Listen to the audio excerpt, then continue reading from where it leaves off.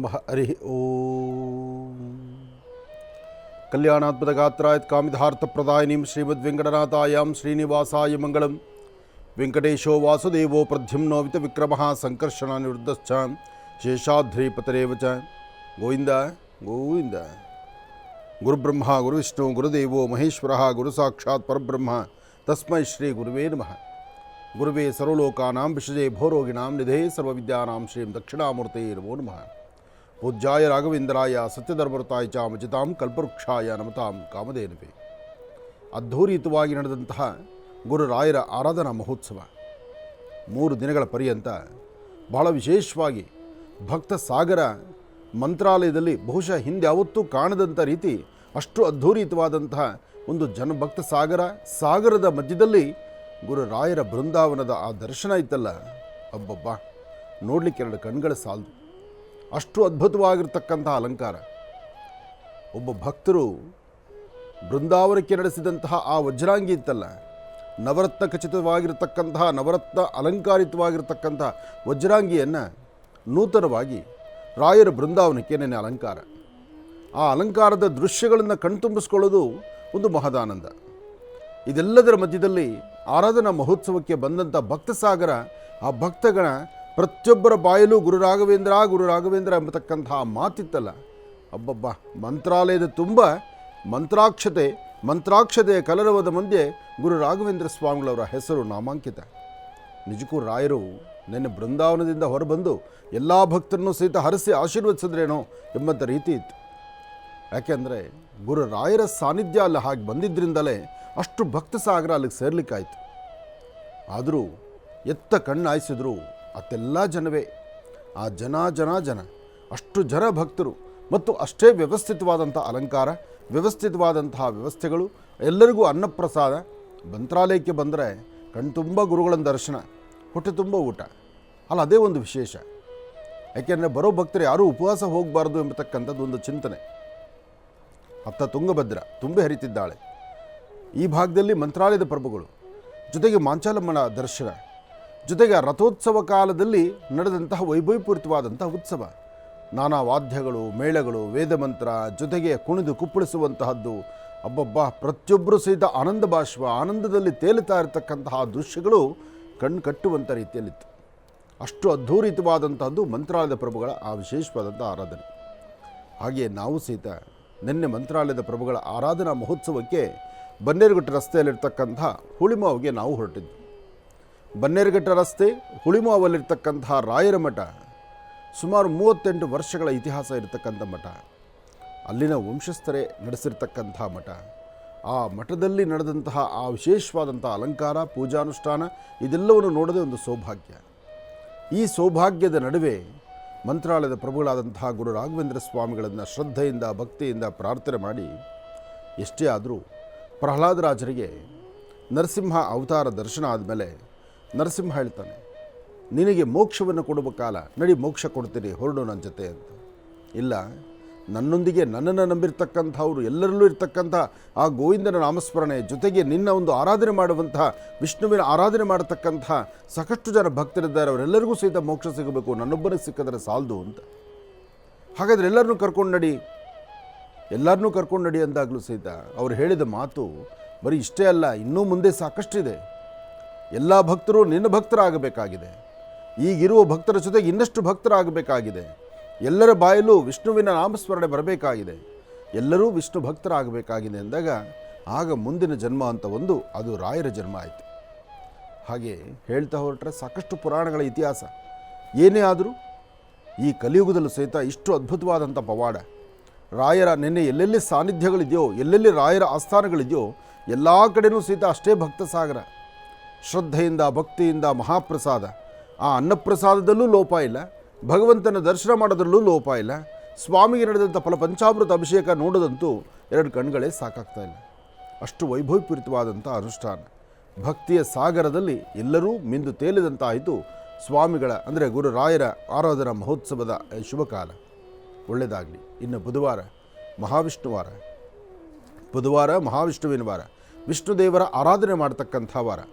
ಯಾರೊಬ್ಬರ ಜಾತಕಗಳಲ್ಲಿರ್ತಕ್ಕಂಥ ದೋಷಗಳು ದೂರ ಆಗಬೇಕಾದ್ರೆ ತನ್ನ ನಡವಳಿಕೆಗಳಲ್ಲಿ ಸ್ವಲ್ಪ ಬದಲಾವಣೆ ತಂದುಕೊಳ್ಳೇಬೇಕು. ಕೆಲವೊಮ್ಮೆ ಕೋಪಕ್ಕೆ ಗುರಿಯಾಗ್ತಕ್ಕಂಥದ್ದು. ನೋಡಿ, ಭಗವಂತ ಎಲ್ಲವನ್ನೂ ಕೊಡ್ತಾನೆ, ಅಥವಾ ವ್ಯಕ್ತಿ ತಾನು ಆಲೋಚನೆ ಮಾಡ್ತಕ್ಕಂಥದ್ದು, ನನಗೆ ಯಾರೂ ಇಲ್ಲ, ನನ್ನ ಶ್ರಮದ ಫಲ ಅಂತ ಯೋಚನೆ ಮಾಡ್ತಾನೆ. ಇರಲಿ, ನಿಮ್ಮ ಶ್ರಮದ ಫಲವೇ ಇರಲಿ. ಆ ನಿಮ್ಮ ಶ್ರಮದ ಫಲ ಅದನ್ನು ಹೇಗೆ ಸದ್ವಿನಿಯೋಗ ಪಡಿಸ್ಕೊಳ್ಬೇಕು? ಭಗವಂತ ಕೊಟ್ಟನೋ ಅಥವಾ ನೀವೇ ಸಂಪಾದನೆ ಮಾಡಿಕೊಂಡ್ರು ಎಲ್ಲವೂ ನಿಮ್ಮದೇ ಇರಲಿ. ಆದರೆ ಎಲ್ಲ ನಿಮ್ಮದಿದ್ದು ಆ ನಮ್ಮದು ಎಲ್ಲವೂ ನಾನೇ ಮಾಡಿದ್ದು ಎಂಬತಕ್ಕಂಥ ಅಹಮ್ಮ ಬಂದು ಕೂತ್ಕೊಂಡ ನಂತರ ಮನಸ್ಸಿನ ಸ್ಥಿತಿ ಹೇಗೆ ಹೋಗುತ್ತಪ್ಪ ಅಂದರೆ, ಅಲ್ಲಿ ನಾನು ಎಂಬತಕ್ಕಂಥ ಮದಮಾತ್ಸರ್ಯ ತುಂಬಿಕೊಳ್ಳುತ್ತೆ. ಆ ನಾನು ಎಂಬತಕ್ಕಂಥದ್ದು ಬಂದ ತಕ್ಷಣ ಎಲ್ಲವೂ ಶೂನ್ಯ ಆಗುತ್ತೆ. ಏನೇ ಆದರೂ ಈ ಸೃಷ್ಟಿನಲ್ಲಿ ನನಗಿನ್ನ ದೊಡ್ಡವರು ಸಾಕಷ್ಟು ಜನ ಇದ್ದಾರೆ, ನನಗಿನ್ನ ತಿಳಿದಿರ್ತಕ್ಕಂಥವ್ರು ಸಾಕಷ್ಟು ಜನ ಇದ್ದಾರೆ. ನಾನು ಹಾಕುವ ಹೆಜ್ಜೆಗೆ 10 ಹೆಜ್ಜೆಗಳ ಮುಂದಕ್ಕೆ ಹಾಕಿರ್ತಕ್ಕಂಥವ್ರು ಸಾಕಷ್ಟು ಜನ ಇರ್ತಾರೆ. ಆ ಹೆಜ್ಜೆಗಳ ಗುರುತನ್ನು ಅರ್ಥ ಮಾಡಿಕೊಂಡು ಬದುಕಿದ್ರೆ ನಮ್ಮ ಬದುಕು. ನನ್ನದೇ ಹೆಜ್ಜೆ ಪ್ರಥಮ ಅಂತ ನಾನು ಮುಂದೆ ನಡೆದಿದ್ದೆ ಆದರೆ ಅದು ದೊಡ್ಡ ಮೂರ್ಖತನ ಆಗುತ್ತೆ. ಮುಂದಿನವರ ಅನುಗ್ರಹ ಹೇಗಿದೆಯೋ, ಮುಂದೆ ಹೆಜ್ಜೆ ಹಾಕಿರ್ತಕ್ಕಂಥವರ ಅನುಭವದ ಮಾತುಗಳು ಹೇಗಿದೆಯೋ, ಮುಂದಿನ ಹೆಜ್ಜೆಯ ಸಂಬಂಧಪಟ್ಟಂಥ ರೀತಿ ಆ ವಿದ್ಯೆ ಜ್ಞಾನ ಎಂಬತಕ್ಕಂಥದ್ದನ್ನು ಏನು ಅರ್ಥ ನಡೀತೀವೋ ಆಗ ಎಲ್ಲವೂ ಸಹಿತ ಸುಭಿಕ್ಷವಾಗಿರುತ್ತೆ. ಹಾಗೆ ಮಹಾವಿಷ್ಣುವಿನ ಅನುಗ್ರಹವೂ ಹಾಗೇ ಇರ್ತಕ್ಕಂಥದ್ದು.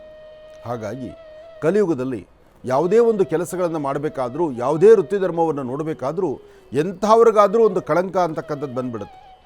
ಎಂಥವರ ಜಾತಕ ಪುರುಷ ಆತ ನಿಜಕ್ಕೂ ರಾಜನಾಗಿದ್ದರೂ ಸಹಿತ ರಾಜನಿಗೆ ಕಷ್ಟಗಳಿಲ್ವಾ?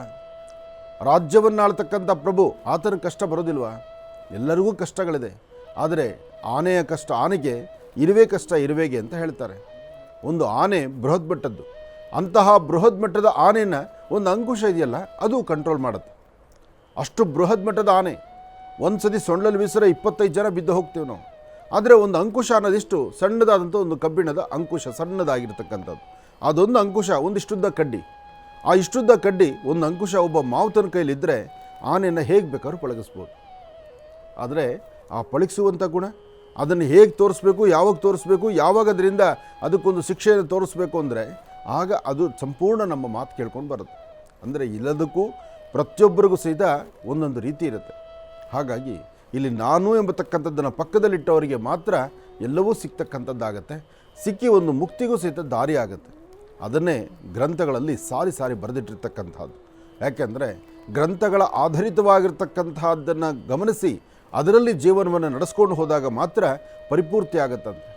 ಒಬ್ಬ ವ್ಯಕ್ತಿ ತಾನು ಸಂಪೂರ್ಣ ತನ್ನ ಆಯುಷ್ ಪ್ರಮಾಣದಲ್ಲಿ ತಾನು ಏನೆಲ್ಲ ಮಾಡಿದ್ದೀನಿ ಅಂತ ಒಮ್ಮೆ ಮೆಲುಕು ಹಾಕಿದ್ರೆ ತನಗೆ ಅರಿವಾಗುತ್ತೆ.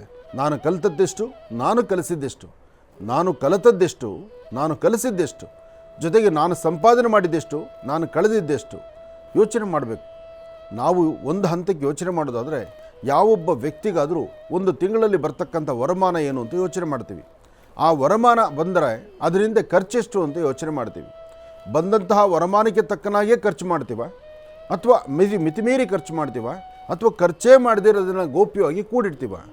ಕೂಡಿಟ್ಟಿದ್ದನ್ನು ನಾಳೆ ಹೇಗೆ ಸದ್ವಿನಿಯೋಗ ಮಾಡ್ಕೊಳ್ತೀವಿ ಅನ್ನೋದು ಭಾಳ ಮುಖ್ಯ. ಅಲ್ಲಿ ಪುನಃ ಚಂಚಲತ್ವ ಬರುತ್ತೆ, ಅಲ್ಲಿ ಮನಸ್ಸು ಚಂಚಲತೆ ಆಗುತ್ತೆ. ಹೀಗೆ ಹೆಜ್ಜೆ ಹಾಕ್ತಾ ಹೊರಟ್ರೆ, ಇದೆಲ್ಲವನ್ನು ಸಹಿತ ವಿಮರ್ಶೆ ಮಾಡ್ತಾ ಹೊರಟ್ರೆ ಸಾಕಷ್ಟು ಇದೆ. ಆದರೆ ಇದು ಯಾವುದೂ ವಿಮರ್ಶೆ ಇಲ್ದಿರ ಬೆಳಗಾಗ್ತಾ ಇದೆ, ಸಂಜೆ ಮುಳುಗ್ತಾ ಇದೆ, ಬೆಳಗಾಗುತ್ತೆ, ಸಂಜೆ ಮುಳುಗುತ್ತೆ. ಸೂರ್ಯ ಬೆಳಗ್ಗೆ ಉದಯಿಸ್ತಾನೆ, ಇಡೀ ಸೃಷ್ಟಿಗೆ ಬೆಳಕನ್ನು ಕೊಡ್ತಾನೆ. ಜಲಚರಗಳಿಗೆ, ಚರಾಚರಗಳಿಗೆ, ಪ್ರಾಣಿ ಪಕ್ಷಿಗಳಿಗೆ, ಜೊತೆಗೆ ಸುಂದರವಾದಂತಹ ಪ್ರಕೃತಿಗೆ ಎಲ್ಲದಕ್ಕೂ ಬೇಕಾಗಿರೋದು ಸೂರ್ಯ. ಸೂರ್ಯನಾರಾಯಣನ ಬೆಳಕಿದ್ದರೆ ಮಾತ್ರ ಈ ಸೃಷ್ಟಿ ಆನಂದವಾಗಿರುತ್ತೆ. ಆದರೆ ಆನಂದದ ಜೊತೆಗೆ ಇರ್ತಕ್ಕಂತಹ ನೋವನ್ನು ಮರಿಬೇಕಾದರೆ ಅದಕ್ಕೆ ಚಂದ್ರನ ಆಗಮನ ಆಗಬೇಕಾಗತ್ತೆ. ಅಂತಹ ಚಂದ್ರನ ಆಗಮನ ಆದಾಗ ಮನಸ್ಸಿಗೆ ಶಾಂತಿ. ಬೆಳಗಿನಿಂದ ಆಯಾಸ ಪಡಬೇಕು, ಚಂದ್ರ ಕೊಡತಕ್ಕಂಥ ಆ ತಾಳ್ಮೆ ಸಮಾಧಾನದಿಂದ ತೃಪ್ತಿಯಾಗಿ ಹಸನ್ಮುಖಿಯಾಗಿ ನಿದ್ದೆ ಮತ್ತು ವಿರಾಮ ತೆಗೆದುಕೊಳ್ಳಬೇಕು. ಅದಾದ ನಂತರ ಬೆಳಗ್ಗೆ ಎದ್ದರೆ ಯಥಾ ಪ್ರಕಾರ ಸೂರ್ಯನಾರಾಯಣ ಬರ್ತಾನೆ, ನಮ್ಮ ಕಾಯಕವನ್ನು ಶುರು ಮಾಡಬೇಕು. ಹೀಗೆ ಇದು ಕಾಲಚಕ್ರ. ಈ ಕಾಲಚಕ್ರದಲ್ಲಿ ಬುಧವಾರದ ಮಹಾವಿಷ್ಣುವನ್ನ ಪ್ರಾರ್ಥನೆ ಮಾಡ್ತಾ ತಮ್ಮೆಲ್ಲರಿಗೂ ಒಳಿತಾಗಲಿ, ಶುಭವಾಗಲಿ, ತಾವು ಹಾಕುವ ಪ್ರತಿ ಹೆಜ್ಜೆ ಒಳ್ಳೆಯ ಹೆಚ್ಚಿನ ಯಶಸ್ಸಿನದಾಗಿರಲಿ, ಒಳ್ಳೆಯದಾಗಲಿ. ಮಹರ್ಷಿವಾಣಿ ಕಾರ್ಯಕ್ರಮವನ್ನು ವೀಕ್ಷಣೆ ಮಾಡ್ತಿರ್ತಕ್ಕಂತಹ ಎಲ್ಲ ವೀಕ್ಷಕ ಪ್ರಭುಗಳಿಗೂ ಬೆಳಗಿನ ಶುಭೋದಯಗಳನ್ನು ಹೇಳ್ತಾ, ಬುಧವಾರದ ಮಹಾವಿಷ್ಣು ಕಲ್ಯಾಣಾದ್ಭುತ ಗಾತ್ರಾಯತ್ ಕಾಮಿಧಾರ್ಥ ಪ್ರದಾಯಿನಿ ಶ್ರೀಮದ್ ವೆಂಕಟನಾಥಾಯಂ ಶ್ರೀನಿವಾಸಾಯ ಮಂಗಳಂ. ಗೋವಿಂದ ಗೋವಿಂದ. ಶ್ರಾವಣ ಮಾಸ ಬಂತು ಅಂದರೆ ತಿರುಮಲ ತಿರುಪತಿ ಆಸ್ಥಾನದಲ್ಲಂತೂ ಸ್ವಾಮಿನ ನೋಡಲಿಕ್ಕೆ ಭಕ್ತ ಸಾಗರ ಯಥೇಚ್ಛವಾದಂಥ ರೀತಿಯಲ್ಲಿ ಬರುತ್ತೆ. ಎಲ್ಲಿಂದ ಬರ್ತಾರೋ, ಯಾವಾಗ ಬರ್ತಾರೋ, ಎಲ್ಲಿ ನಿಲ್ತಾರೋ, ಎಲ್ಲಿ ಸ್ಟೇ ಆಗ್ತಾರೋ, ಎಲ್ಲಿ ವ್ಯವಸ್ಥೆನೋ, ಅನ್ನದಾಸೋಹ ಏನು, ವ್ಯವಸ್ಥೆ ಏನು, ವಾಸ್ತವ್ಯ ಏನು, ಇದೆಲ್ಲದರ ಮಧ್ಯದಲ್ಲಿ ಸ್ವಾಮಿಯ ದರ್ಶನಕ್ಕೆ ವ್ಯವಸ್ಥೆಯ ಸಮಯ.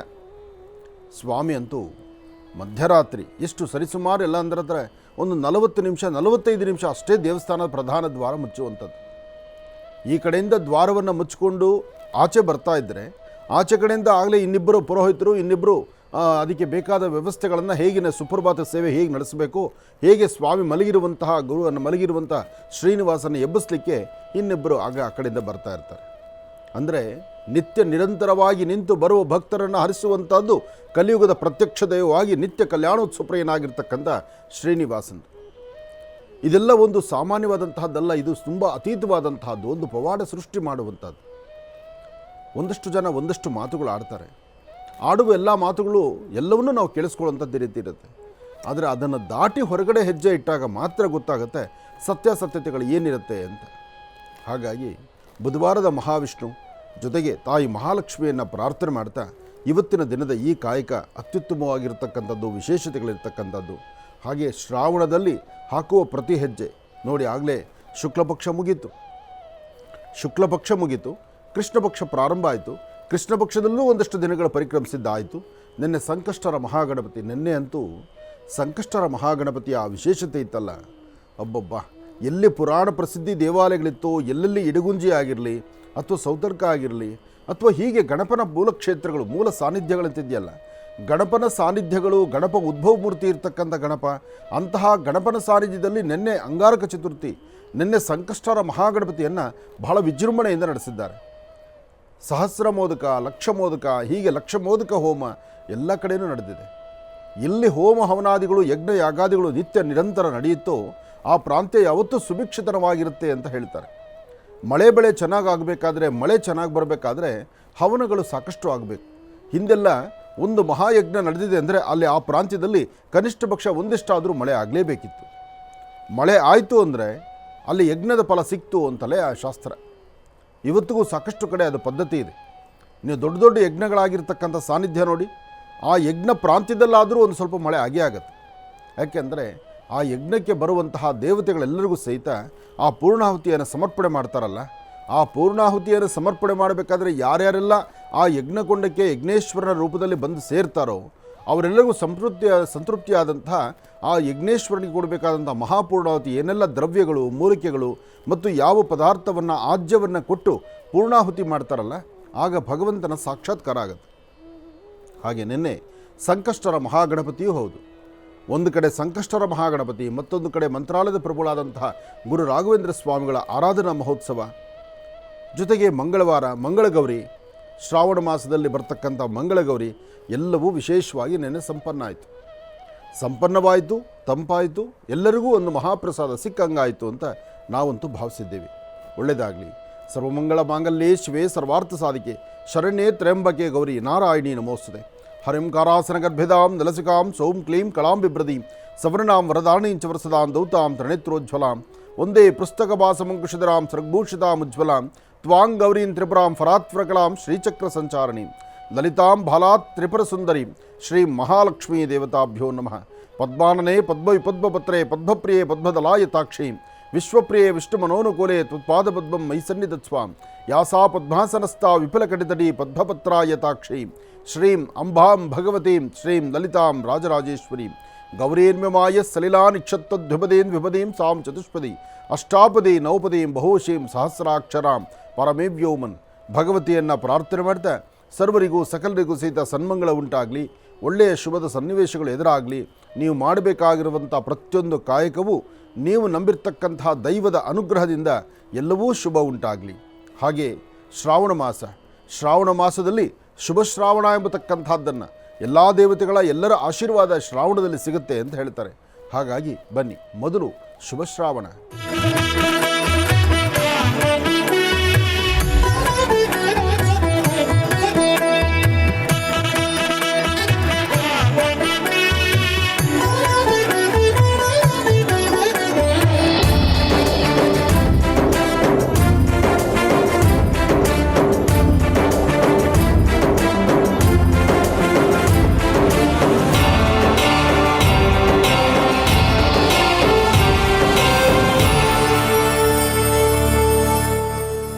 ದೇವಶ್ರಾವಣದ ಈ ವಿಶೇಷವಾಗಿರ್ತಕ್ಕಂಥ ಈ ಶುಭ ದಿನ ಅಂದರೆ ಬುಧವಾರ, ಇವತ್ತಿನ ತಿಥಿವಾರ ನಕ್ಷತ್ರವೇನು ಎಲ್ಲವನ್ನು ಸಹಿತ ನೋಡೋಣ. ಹಾಗೆ ನಮ್ಮ ಮಹರ್ಷಿವಾಣಿ ಕಾರ್ಯಕ್ರಮದಲ್ಲಿ ನಮ್ಮೊಂದಿಗೆ ಇರ್ತಕ್ಕಂಥವ್ರು ರಾಮರಾಜ್ ಆಚಾರ್ಯ ಪಂಚೆ ಮತ್ತು ಧೋತೀಸ್. ರಾಮರಾಜ್ ಆಚಾರ್ಯ ಪಂಚೆ ಮತ್ತು ಧೋತೀಸ್ ಬಹಳ ವಿಶೇಷವಾಗಿರ್ತಕ್ಕಂಥದ್ದು. The divine star pendant. The divine star ಪೆಂಡೆಂಟಲ್ಲಿ ಒಂದು ಅದ್ಭುತವಾದಂಥ ಒಂದು ಆಫರ್ಸ್ ನಡೀತಾ ಇದೆ. ಏನಪ್ಪ ಅಂದರೆ, ಒಂದು ಕಡೆ ಕರಂಗಾಲಿ ಮಾಲೆ ಕೊಟ್ಟಿರ್ತಕ್ಕಂಥದ್ದು, ಅಂದರೆ ಒಂದು ಪೆಂಡೆಂಟ್ ತೊಗೊಂಡ್ರೆ ಒಂದು ಕರಂಗಾಲಿ ಮಾಲೆ. ಈ ಕಡೆ ಡಿವೈನ್ ಸ್ಟಾರ್ ಪೆಂಡೆಂಟ್ಗೂ ಒಂದು ಸರ್ಟಿಫಿಕೇಟ್ ಇದೆ, ಹಾಗೆ ಕರಂಗಾಲಿ ಮಾಲೆಗೂ ಸಹಿತ ಒಂದು ಸರ್ಟಿಫಿಕೇಟ್ ಇದೆ. ಯಾಕೆಂದರೆ ಅದರಲ್ಲಿ ನೈಜತೆ ಮತ್ತು ಒರಿಜಿನಾಲಿಟಿ ಅಂತಕ್ಕಂಥದ್ದು ಏನಿದೆಯೋ ಅದರಲ್ಲಿರ್ತಕ್ಕಂಥ ಆ ಒರಿಜಿನಾಲಿಟಿ ಇದ್ದರೆ ಅದು ನಿಮಗೆ ಕೆಲಸ ಮಾಡ್ತಕ್ಕಂಥದ್ದು. ಅದರ ಕನ್ಫರ್ಮೇಷನ್ಗೋಸ್ಕರ 2 ಸರ್ಟಿಫಿಕೇಟ್ಸು ಸಹಿತ ಕೊಡ್ತಾರೆ. ಇದರ ಜೊತೆಗೆ ದಿ ಡಿವೈನ್ ಸ್ಟಾರ್ ಪೆಂಡೆಂಟನ್ನು ಈ ಹಿಂದೆ ನಮ್ಮ ಮಹರ್ಷಿವಾಣಿ ಕಾರ್ಯಕ್ರಮಕ್ಕೆ ಬಂದು ಅದರ ಬಗ್ಗೆ ಒಂದಷ್ಟು ಮಾಹಿತಿ ಕೊಟ್ಟಿದ್ದರು ರಾಜೀವ್ ಗೋಲ್ಚಾರ್ ಅವರು, ಅಂದರೆ ಅದರ ಮಾಲೀಕರು. ಅವರು ಹೇಳಿದ್ರಾಗ ಈ ಡಿವೈನ್ ಸ್ಟಾರ್ ಪೆಂಡೆಂಟ್ ಬರ್ತಕ್ಕಂತಹ ಗಣಪನ ಹಬ್ಬದವರೆಗೂ, ಅಂದರೆ ಭಾದ್ರಪದ ಮಾಸ ಗಣಪತಿ ಹಬ್ಬದವರೆಗೂ ಒಂದು ವಿಶೇಷವಾದಂಥ ಆಫರ್ ಇದೆ ನಮ್ಮಲ್ಲಿ. ಯಾರು ಪೆಂಡೆಂಟನ್ನು ಪರ್ಚೇಸ್ ಮಾಡ್ತಾರೆ, ಆ ಪೆಂಡೆಂಟನ್ನು ಪರ್ಚೇಸ್ ಮಾಡಿ ಅದರ ಪರ್ಚೇಸ್ ಮಾಡಿದಂಥ ಅದರ ಫೋಟೋ, ಅಂದರೆ ನೀವು ಧರಿಸಿರುವ ಒಂದು ಫೋಟೋ ಮತ್ತು ನಿಮ್ಮ ಬಿಲ್ ನಂಬರ್ ಎರಡೂ ಸಹಿತ ನಮಗೆ ಕಳಿಸ್ಕೊಟ್ರೆ ಬರ್ತಕ್ಕಂತಹ ಗಣಪತಿ ಹಬ್ಬ ಆದ ನಂತರ ಒಂದು ಲೆಕ್ಕಿ ಡಿಪ್ ಮಾಡೋಣ. ಅದರಲ್ಲಿ ಒಂದಷ್ಟು ಬಹುಮಾನಗಳನ್ನಿಟ್ಟಿದ್ದೇವೆ. ಆ ಬಹುಮಾನಗಳನ್ನು ಯಾರು ಅದರಲ್ಲಿ ವಿನ್ನರ್ ಆಗ್ತಾರೆ, ಯಾರು ಗೆಲ್ತಾರೆ ಅವ್ರಿಗೆ ಆ ಬಹುಮಾನವನ್ನು ವಿತರಣೆ ಮಾಡೋಣ ಅಂತ ಅಂದು ಹೇಳಿದರು. ಅದರಂತೆ ನಡ್ಕೊಳ್ತಾ ಇದ್ದಾರೆ. ಈಗಲೂ ಸಹಿತ ಆಫರ್ ಕಂಟಿನ್ಯೂ ಮುಂದುವರಿತಾ ಇದೆ. ಯಾರೆಲ್ಲ ಪೆಂಡೆಂಟನ್ನು ತಗೊಂಡು ನೀವು ಅವರ ನಂಬರ್ಗೆ ವಾಟ್ಸಪ್ ಮಾಡಿದ್ದೀರಿ, ನಿಮ್ಮ ನಂಬರ್ನ, ಲೆಕ್ಕಿ ಡಿಪ್ ನಂಬರ್ನ ಒಂದು ಕಡೆ ಇಟ್ಟಿದ್ದಾರೆ. ಅದು ಗಣಪತಿ ಹಬ್ಬದ ಹಿಂದೂ ಮುಂದು ಅದರ ವ್ಯವಸ್ಥಿತವಾದಂಥ ರೀತಿ ಅದಕ್ಕೊಂದು ಯಾವ ರೀತಿ ಲೆಕ್ಕಿ ಡಿಪ್ನ ಓಪನ್ ಮಾಡಬೇಕು, ಹೇಗೆ ಅದನ್ನು ಎಲ್ಲರಿಗೂ ಸೇರಿಸಬೇಕು, ಅದರಲ್ಲಿ ಗೆದ್ದವರು ಯಾರು, ಗೆದ್ದವರಿಗೆ ಏನು ಬಹುಮಾನ ಕೊಡಬೇಕು, ಇದೆಲ್ಲವೂ ಸಹಿತ ಚಿಂತನೆ ಆಗ್ತಾ ಇದೆಯಂತೆ. ಯಾಕೆಂದರೆ ನಿನ್ನೆ ಅಷ್ಟೇ ಇದ್ರ ಬಗ್ಗೆ ಅವ್ರು ನನ್ನ ಹತ್ರ ಮಾತಾಡಿದ್ರು. ಹಾಗಾಗಿ ಮತ್ತೊಮ್ಮೆ ತಮಗೆ ತಿಳಿಸ್ತಾ ಇದ್ದೀನಿ, ದಿ ಡಿವೈನ್ ಸ್ಟಾರ್ ಪೆಂಡೆಂಟನ್ನು ತರಿಸಿ. ದಿ ಡಿವೈನ್ ಸ್ಟಾರ್ ಪೆಂಡೆಂಟ್ ತೊಗೊಂಡಾಗ ನಿಮಗೆ ಅದರದ್ದೊಂದು ರೆಸಿಪ್ಟು ಮತ್ತು ಅದರದ್ದೊಂದು ಫೋಟೋ ಅದನ್ನು ನೀವು ವಾಟ್ಸಪ್ ಮಾಡಬೇಕು. ಅದು ಸ್ಕ್ರೀನ್ ಮೇಲೆ ನಂಬರ್ ಇದೆ. ಈ ನಂಬರ್ಗೆ ವಾಟ್ಸಪ್ ಮಾಡಿದ್ರೆ ಆಗ ನೀವು ಅದರಲ್ಲಿ ವಿಜೇತರಾದರೆ, ಅಂದರೆ ನೀವು ಗೆದ್ದರೆ ನಿಮಗೆ ಅದರ ಬಹುಮಾನ ಏನಿದೆ, ಏನು ಕೊಡಬಹುದು ಅದನ್ನು ಖಂಡಿತ ನಿಮ್ಮ ಮನೆ ಬಾಗಿಲಿಗೆ ಕಳಿಸ್ತಾರೆ. ಒಳ್ಳೆಯದಾಗಲಿ, ಶುಭವಾಗಲಿ. ಇದ್ರ ಜೊತೆಗೆ ಸುದರ್ಶನ್ ಸಿಲ್ಕಲ್ಲಿ ಲೆಕ್ಕಿ ಡಿಪ್ಪಿಲ್ಲ. ಸುದರ್ಶನ್ ಸಿಲ್ಕಲ್ಲಿ ಕಣ್ಣು ಕೋರೈಸುವಂಥ ರೇಷ್ಮೆ ಸೀರೆಗಳಿದೆ. ಆ ರೇಷ್ಮೆ ಮತ್ತು ವಿವಿಧವಾಗಿರ್ತಕ್ಕಂತಹ ಅಲಂಕಾರದ ಸ್ಯಾರಿಗಳಿರೋದ್ರಿಂದ, ಸೀರೆ ವಸ್ತ್ರಗಳಿರೋದ್ರಿಂದ ನೀವೇ ಖುದ್ದಾಗಲಿ ಭೇಟಿ ಕೊಡಬೇಕು. ಒಂದು ಚಿಕ್ಕಪೇಟೆಯಲ್ಲಿರ್ತಕ್ಕಂಥ ಮಳಿಗೆ, ಮತ್ತೊಂದು ಮಾರುತಹಳ್ಳಿಯಲ್ಲಿರ್ತಕ್ಕಂಥ ಮಳಿಗೆ. 2 ಶಾಪ್ಸ್ ಇದೆ. 2 ಕಡೆನೂ ಹೋಗಿ ನೋಡಿ, ವಿಸಿಟ್ ಮಾಡಿ, ನಿಮಗೆ ಬೇಕಂದದ್ದನ್ನು ಗೌರಿ ಹಬ್ಬಕ್ಕೆ ಸೀರೆ ತೊಗೊಳ್ಳಿ. ಒಳ್ಳೆಯದಾಗಲಿ, ಶುಭವಾಗಲಿ. ಇನ್ನು ಪ್ರತಿಯೊಬ್ಬರ ಮನೆಗೂ ಒಂದು ಮುದ್ದಾದಂಥ ಮಗು ಬೇಕು ಅನ್ನೋ ಅಪೇಕ್ಷೆ ಇರತಕ್ಕಂಥವ್ರು ತಮರ IVF ಅಲ್ಲಿರ್ತಕ್ಕಂತಹ ನುರಿತ ವೈದ್ಯರನ್ನು ಭೇಟಿ ಮಾಡಿ ಆ ವೈದ್ಯರ ಸಲಹೆಯಂತೆ ನಿಮ್ಮಲ್ಲಿರ್ತಕ್ಕಂಥ, ನಿಮ್ಮ ಕುಟುಂಬದಲ್ಲಿರ್ತಕ್ಕಂಥ ನ್ಯೂನ್ಯತೆಗಳಿಗೆ ಒಂದು ಸೂಕ್ತ ಪರಿಹಾರವನ್ನು ಕಂಡುಕೊಳ್ಳಿ. ಒಳ್ಳೆಯದಾಗಲಿ, ಶುಭವಾಗಲಿ. ಇನ್ನು ಎಲ್ಲಕ್ಕಿಂತ ಮುಖ್ಯವಾಗಿ ಪ್ರತಿಯೊಬ್ಬರಿಗೂ ಒಂದು ಸೌಂದರ್ಯದ ಬಗ್ಗೆ ಚಿಂತನೆ. ಮುಖ ಸ್ವಲ್ಪ ಸುಕ್ಕಾಯಿತು ಅಥವಾ ವಯಸ್ಸಾಯಿತು, ನನ್ನ ಮುಖದ ಸೌಂದರ್ಯಕ್ಕೆಲ್ಲೋ ಒಂದು ಧಕ್ಕೆ ಉಂಟಾಯಿತು, ಅಥವಾ ಮುಖದಲ್ಲಿ ಕಾಂತಿ ಕಡಿಮೆ ಆಯಿತು ಅಂದಾಗ ಅದಕ್ಕೆ ಅಂತ ಅಪ್ಪಟವಾಗಿರ್ತಕ್ಕಂತಹ ಪೂರ್ವಜರು, ನಮ್ಮ ಹಿಂದಿನ ಹಿರಿಯರು ಮತ್ತು ಪೂರ್ವದಲ್ಲಿರ್ತಕ್ಕಂಥದ್ದು ಆಯುರ್ವೇದಿಕಲ್ಲಿರ್ತಕ್ಕಂಥದ್ದು ಕಡಲೆ ಹಿಟ್ಟಿನ ಅದ್ಭುತವಾದಂಥ ಗುಣ. ಅಂತಹ ಕಡಲೆ ಹಿಟ್ಟಿನಿಂದ ತಯಾರಾದಂಥ ಸೋಪಿದೆ. ಆ ಸೋಪನ್ನು ಸಂಪೂರ್ಣವಾಗಿ ಎಲ್ಲ ಮಳಿಗೆಗಳಲ್ಲೂ ಇವಾಗ ಸಿಗ್ತಾ ಇದೆ. ಅಂದರೆ ಸಣ್ಣ ಅಂಗಡಿಗಳಿಂದ ಹಿಡಿದು ಮೆಡಿಕಲ್ ಸ್ಟೋರ್ವರೆಗೂ ಎಲ್ಲ ಕಡೆ ಇದೆ. ನಮ್ಮ ರಾಜ್ಯವಲ್ಲದಿರ ಹೊರ ರಾಜ್ಯಗಳಲ್ಲಿದೆ. ಹಾಗಾಗಿ ಕಡಲೆ ಹಿಟ್ಟಿನ ಸೋಪು ಸದ್ಗುರು ಆಯುರ್ವೇದಿಕರವರ ಅತ್ಯುತ್ತಮವಾದಂಥ ಒಂದು ಉತ್ಪನ್ನ. ತಗೊಳ್ಳಿ, ಅದರಿಂದ ಅನುಕೂಲವನ್ನು ಸಿದ್ಧಪಡಿಸ್ಕೊಳ್ಳಿ. ಇನ್ನು ಸೈಕಲ್ ಬ್ರ್ಯಾಂಡ್ ಅಗರಬತ್ತಿ ಅಂತ ಹೇಳಿದ ಮೇಲೆ ಅದು ದೇವರ ಸಾನ್ನಿಧ್ಯ, ಪೂಜಾ ಕೈಂಕರ್ಯಗಳಲ್ಲಿ ಅದರ ಪಾತ್ರ ಇರಲೇಬೇಕು. ಹಾಗಾಗಿ ಸೈಕಲ್ ಬ್ರ್ಯಾಂಡ್ ಅಗರಬತ್ತಿ ದೇವರ ಪೂಜೆ ಮತ್ತು ದೇವರ ಆರಾಧನೆಯಲ್ಲಿ ಪ್ರಮುಖ ಪಾತ್ರವನ್ನು ವಹಿಸ್ತಕ್ಕಂಥದ್ದು. ಒಳ್ಳೆಯದಾಗಲಿ, ಶುಭವಾಗಲಿ. ಶ್ರೀ ವಿಶ್ವವಸುನಾಮ ಸಂವತ್ಸರ ದಕ್ಷಿಣಾಯನೆ ವರ್ಷ ಋತು ಶ್ರಾವಣ ಮಾಸ ಕೃಷ್ಣ ಪಕ್ಷ 13/8/2025 ಬುಧವಾರ ಚತುರ್ಥಿ. ಇವತ್ತು ಉಪರಿ ಪಂಚಮಿ ಇದೆ. ಉಪರಿ ಪಂಚಮಿ ಇರೋದ್ರಿಂದ ಇವತ್ತು ಮುಹೂರ್ತ ಭಾಳ ಚೆನ್ನಾಗಿದೆ. ಇವತ್ತು ಯಾವೆಲ್ಲ ಮುಹೂರ್ತಗಳಿದೆ, ಒಂದು ಉಪನಯನ ಇರ್ಬೋದು, ನಾಮಕರಣ ಇರ್ಬೋದು, ಗೃಹಪ್ರವೇಶ ಇರ್ಬೋದು, ಅಥವಾ ಏನೇ ಒಂದು ಮಾಡಿದ್ರೂ ಈ ಪಂಚಮಿ ಮುಹೂರ್ತವಾದ್ದರಿಂದ ಬುಧವಾರದ ಪಂಚಮಿ ಬಹಳ ವಿಶೇಷ ಅಂತಲೇ ಹೇಳ್ತಾರೆ. ಅದಕ್ಕಾಗಿ ಪಂಚಮಿ ಅಂತ ಬಂದಾಗ ತಾಯಿ ಮಹಾಲಕ್ಷ್ಮಿಯನ್ನು ಆರಾಧನೆ ಮಾಡ್ತಕ್ಕಂಥದ್ದು. ಜೊತೆಗೆ ವಿಶೇಷವಾಗಿರ್ತಕ್ಕಂತಹ ಉತ್ತರಾಭಾದ್ರ ನಕ್ಷತ್ರವಾದ್ದರಿಂದ ನಕ್ಷತ್ರದಲ್ಲೂ ಒಂದು ಫಲ ಚೆನ್ನಾಗಿದೆ. ಈ ಫಲಾಫಲಗಳು ವಿಶೇಷವಾಗಿದ್ದರೆ ಯಾವ ಕೆಲಸಗಳನ್ನು ಬೇಕಾದರೂ ಮಾಡ್ಬೋದು. ಮುಖ್ಯವಾಗಿ ತಿಥಿವಾರ ನಕ್ಷತ್ರ ಯೋಗ ಫಲ ಚೆನ್ನಾಗಿದ್ದರೆ ಅಸಾಧ್ಯವಾದ್ದು ಸಾಧನೆ ಆಗುತ್ತೆ ಅಂತ ಹೇಳ್ತಾರೆ. ಹಾಗಾಗಿ ಮಹಾಲಕ್ಷ್ಮಿಯನ್ನು ಪ್ರಾರ್ಥನೆ ಮಾಡ್ತಾ ಲಕ್ಷ್ಮೀದೇವರ ಸಂಪೂರ್ಣ ಅನುಗ್ರಹ ನಾಡಿನ ದೇಶದ ಸಮಸ್ತರ ಮೇಲಿರಲಿ. ಒಳ್ಳೆಯದಾಗಲಿ, ಶುಭವಾಗಲಿ. ಬುಧವಾರದ ಮಹಾವಿಷ್ಣುವನ್ನು ಪ್ರಾರ್ಥನೆ ಮಾಡ್ತಾ ಇವತ್ತು ಬಹಳ ವಿಶೇಷವಾಗಿರ್ತಕ್ಕಂಥ ದಿನ, ಶ್ರಾವಣ ಮಾಸದ ಕೃಷ್ಣ ಪಕ್ಷದ ಈ ಶುಭ ದಿನ, ಜೊತೆಗೆ ಉಪರಿ ಪಂಚಮಿ ಇರ್ತಕ್ಕಂಥ ಈ ದಿನ. ಇವತ್ತಿನ ರಾಶಿಫಲದಲ್ಲಿ ಲಾಭ ಏನು, ನಷ್ಟ ಏನು, ಹೇಗಿರಬೇಕು, ಹೇಗಿರಬಾರ್ದು, ಹೇಗಿದ್ದರೆ ನಮ್ಮ ಫಲಾಫಲಗಳಲ್ಲಿ ಒಂದಷ್ಟು ಲಾಭ ಇದೆ, ಎಲ್ಲವನ್ನೂ ಆಲೋಚನೆ ಮಾಡೋಣ. ಜೊತೆಗೆ ರಾಶಿಫಲದಲ್ಲಿರ್ತಕ್ಕಂತಹ ಫಲಾಫಲಗಳ ಬಗ್ಗೆ ಒಂದಷ್ಟು ವಿಚಾರ ತಿಳ್ಕೊಳ್ಳೋಣ. ಹಾಗೆ ತಿಳ್ಕೊಳ್ಳೋದಾದರೆ ಮೊದಲು ಆದಿತ್ಯಾದಿ ನವಗ್ರಹಗಳ ಪ್ರಾರ್ಥನೆ ನಡೆಸಬೇಕು. ನಮಃ ಸೂರ್ಯಾಯ ಚಂದ್ರಾಯ ಮಂಗಳಾಯ ಬುಧಾಯ ಚ ಗುರು ಶುಕ್ರ ಶನಭಶ್ಚ ರಾಹವೇ ಕೇತುವೇ ನಮಃ. ಇರ್ತಕ್ಕಂತಹ 27 ನಕ್ಷತ್ರ 12 ರಾಶಿಗಳಲ್ಲಿರ್ತಕ್ಕಂಥ ಪ್ರತಿಯೊಬ್ಬರೂ ಪ್ರತಿನಿತ್ಯ ನಿಮ್ಮ ಕುಲದೇವರನ್ನು, ಗಣಪತಿಯನ್ನು, ತಂದೆ ತಾಯಿಯನ್ನು, ಜೊತೆಗೆ ಆದಿತ್ಯಾದಿ ನವಗ್ರಹಗಳನ್ನು ಇಷ್ಟು ನೀವು ಪ್ರಾರ್ಥನೆ ಮಾಡಿಕೊಳ್ಳುವಂಥದ್ದು ಖಂಡಿತ ಬಹಳ ಒಳಿತು. ಇದಕ್ಕೆ ಅಂತ ತುಂಬ ಸಮಯ ಏನಿಲ್ಲ. ಬೆಳಗ್ಗೆ ನಿಮ್ಮ ಓಡಾಡ್ತಾ ನಡೆಸುವಂಥದ್ದೇ ಇದೆಲ್ಲ. ದೇವ್ರಿಗೊಮ್ಮೆ ಕೈ ಮುಗಿಬೇಕಾದ್ರೆ ನಿಮ್ಮ ಕುಲದೇವರನ್ನ ಪ್ರಾರ್ಥನೆ ಮಾಡಿ, ನಿಮ್ಮ ತಂದೆ ತಾಯಿನ ಮನಸ್ಸಲ್ಲಿ ಪ್ರಾರ್ಥನೆ ಮಾಡ್ಕೊಳ್ಳಿ. ಯಾಕೆಂದ್ರೆ ಅವರೇ ಇಲ್ಲ ಅಂದರೆ ನೀವಿಲ್ಲ, ಅವರ ಆಶೀರ್ವಾದದಿಂದಲೇ ಇದಿಲ್ಲಲ್ಲ. ಅದರಿಂದ ಅವರ ಆಶೀರ್ವಾದದಿಂದ ಇಷ್ಟೆಲ್ಲ ನಮಗೆ ಸಿಕ್ಕಾಗ ತಂದೆ ತಾಯಿನ ಗೌರವಿಸಬೇಕಾದ್ದು, ಪ್ರಾರ್ಥನೆ ಮಾಡಬೇಕಾದ್ದು ಖಂಡಿತ ಒಳಿತು. ಎದುರುಗಡೆ ಇದ್ದರೆ ಅವ್ರ ಪಾದ ಮುಟ್ಟಿ ನಮಸ್ಕಾರ ಮಾಡಿ, ಅದಕ್ಕಿಂತ ಪುಣ್ಯದ ಫಲ ಮತ್ತೊಂದಲ್ಲ. ದೇವಸ್ಥಾನ, ದೇವರ ಒಂದು ಸ್ಥಾನ ಅಥವಾ ಒಂದು ಪುಣ್ಯಕ್ಷೇತ್ರಗಳು, ತೀರ್ಥಕ್ಷೇತ್ರಗಳು ಎಲ್ಲೇ ಆದರೂ ಸಹಿತ ಹೊರಟರು ಎಲ್ಲ ಕಡೆ ಹೇಳೋ ಮಾತೇ ಅದು. ಜಗತ್ತಿನಲ್ಲಿ ತಂದೆ ತಾಯಿನ ದೊಡ್ಡವರಿಲ್ಲ ಅನ್ನೋ ಮಾತೇ ಇರ್ತಕ್ಕಂತಹದ್ದು.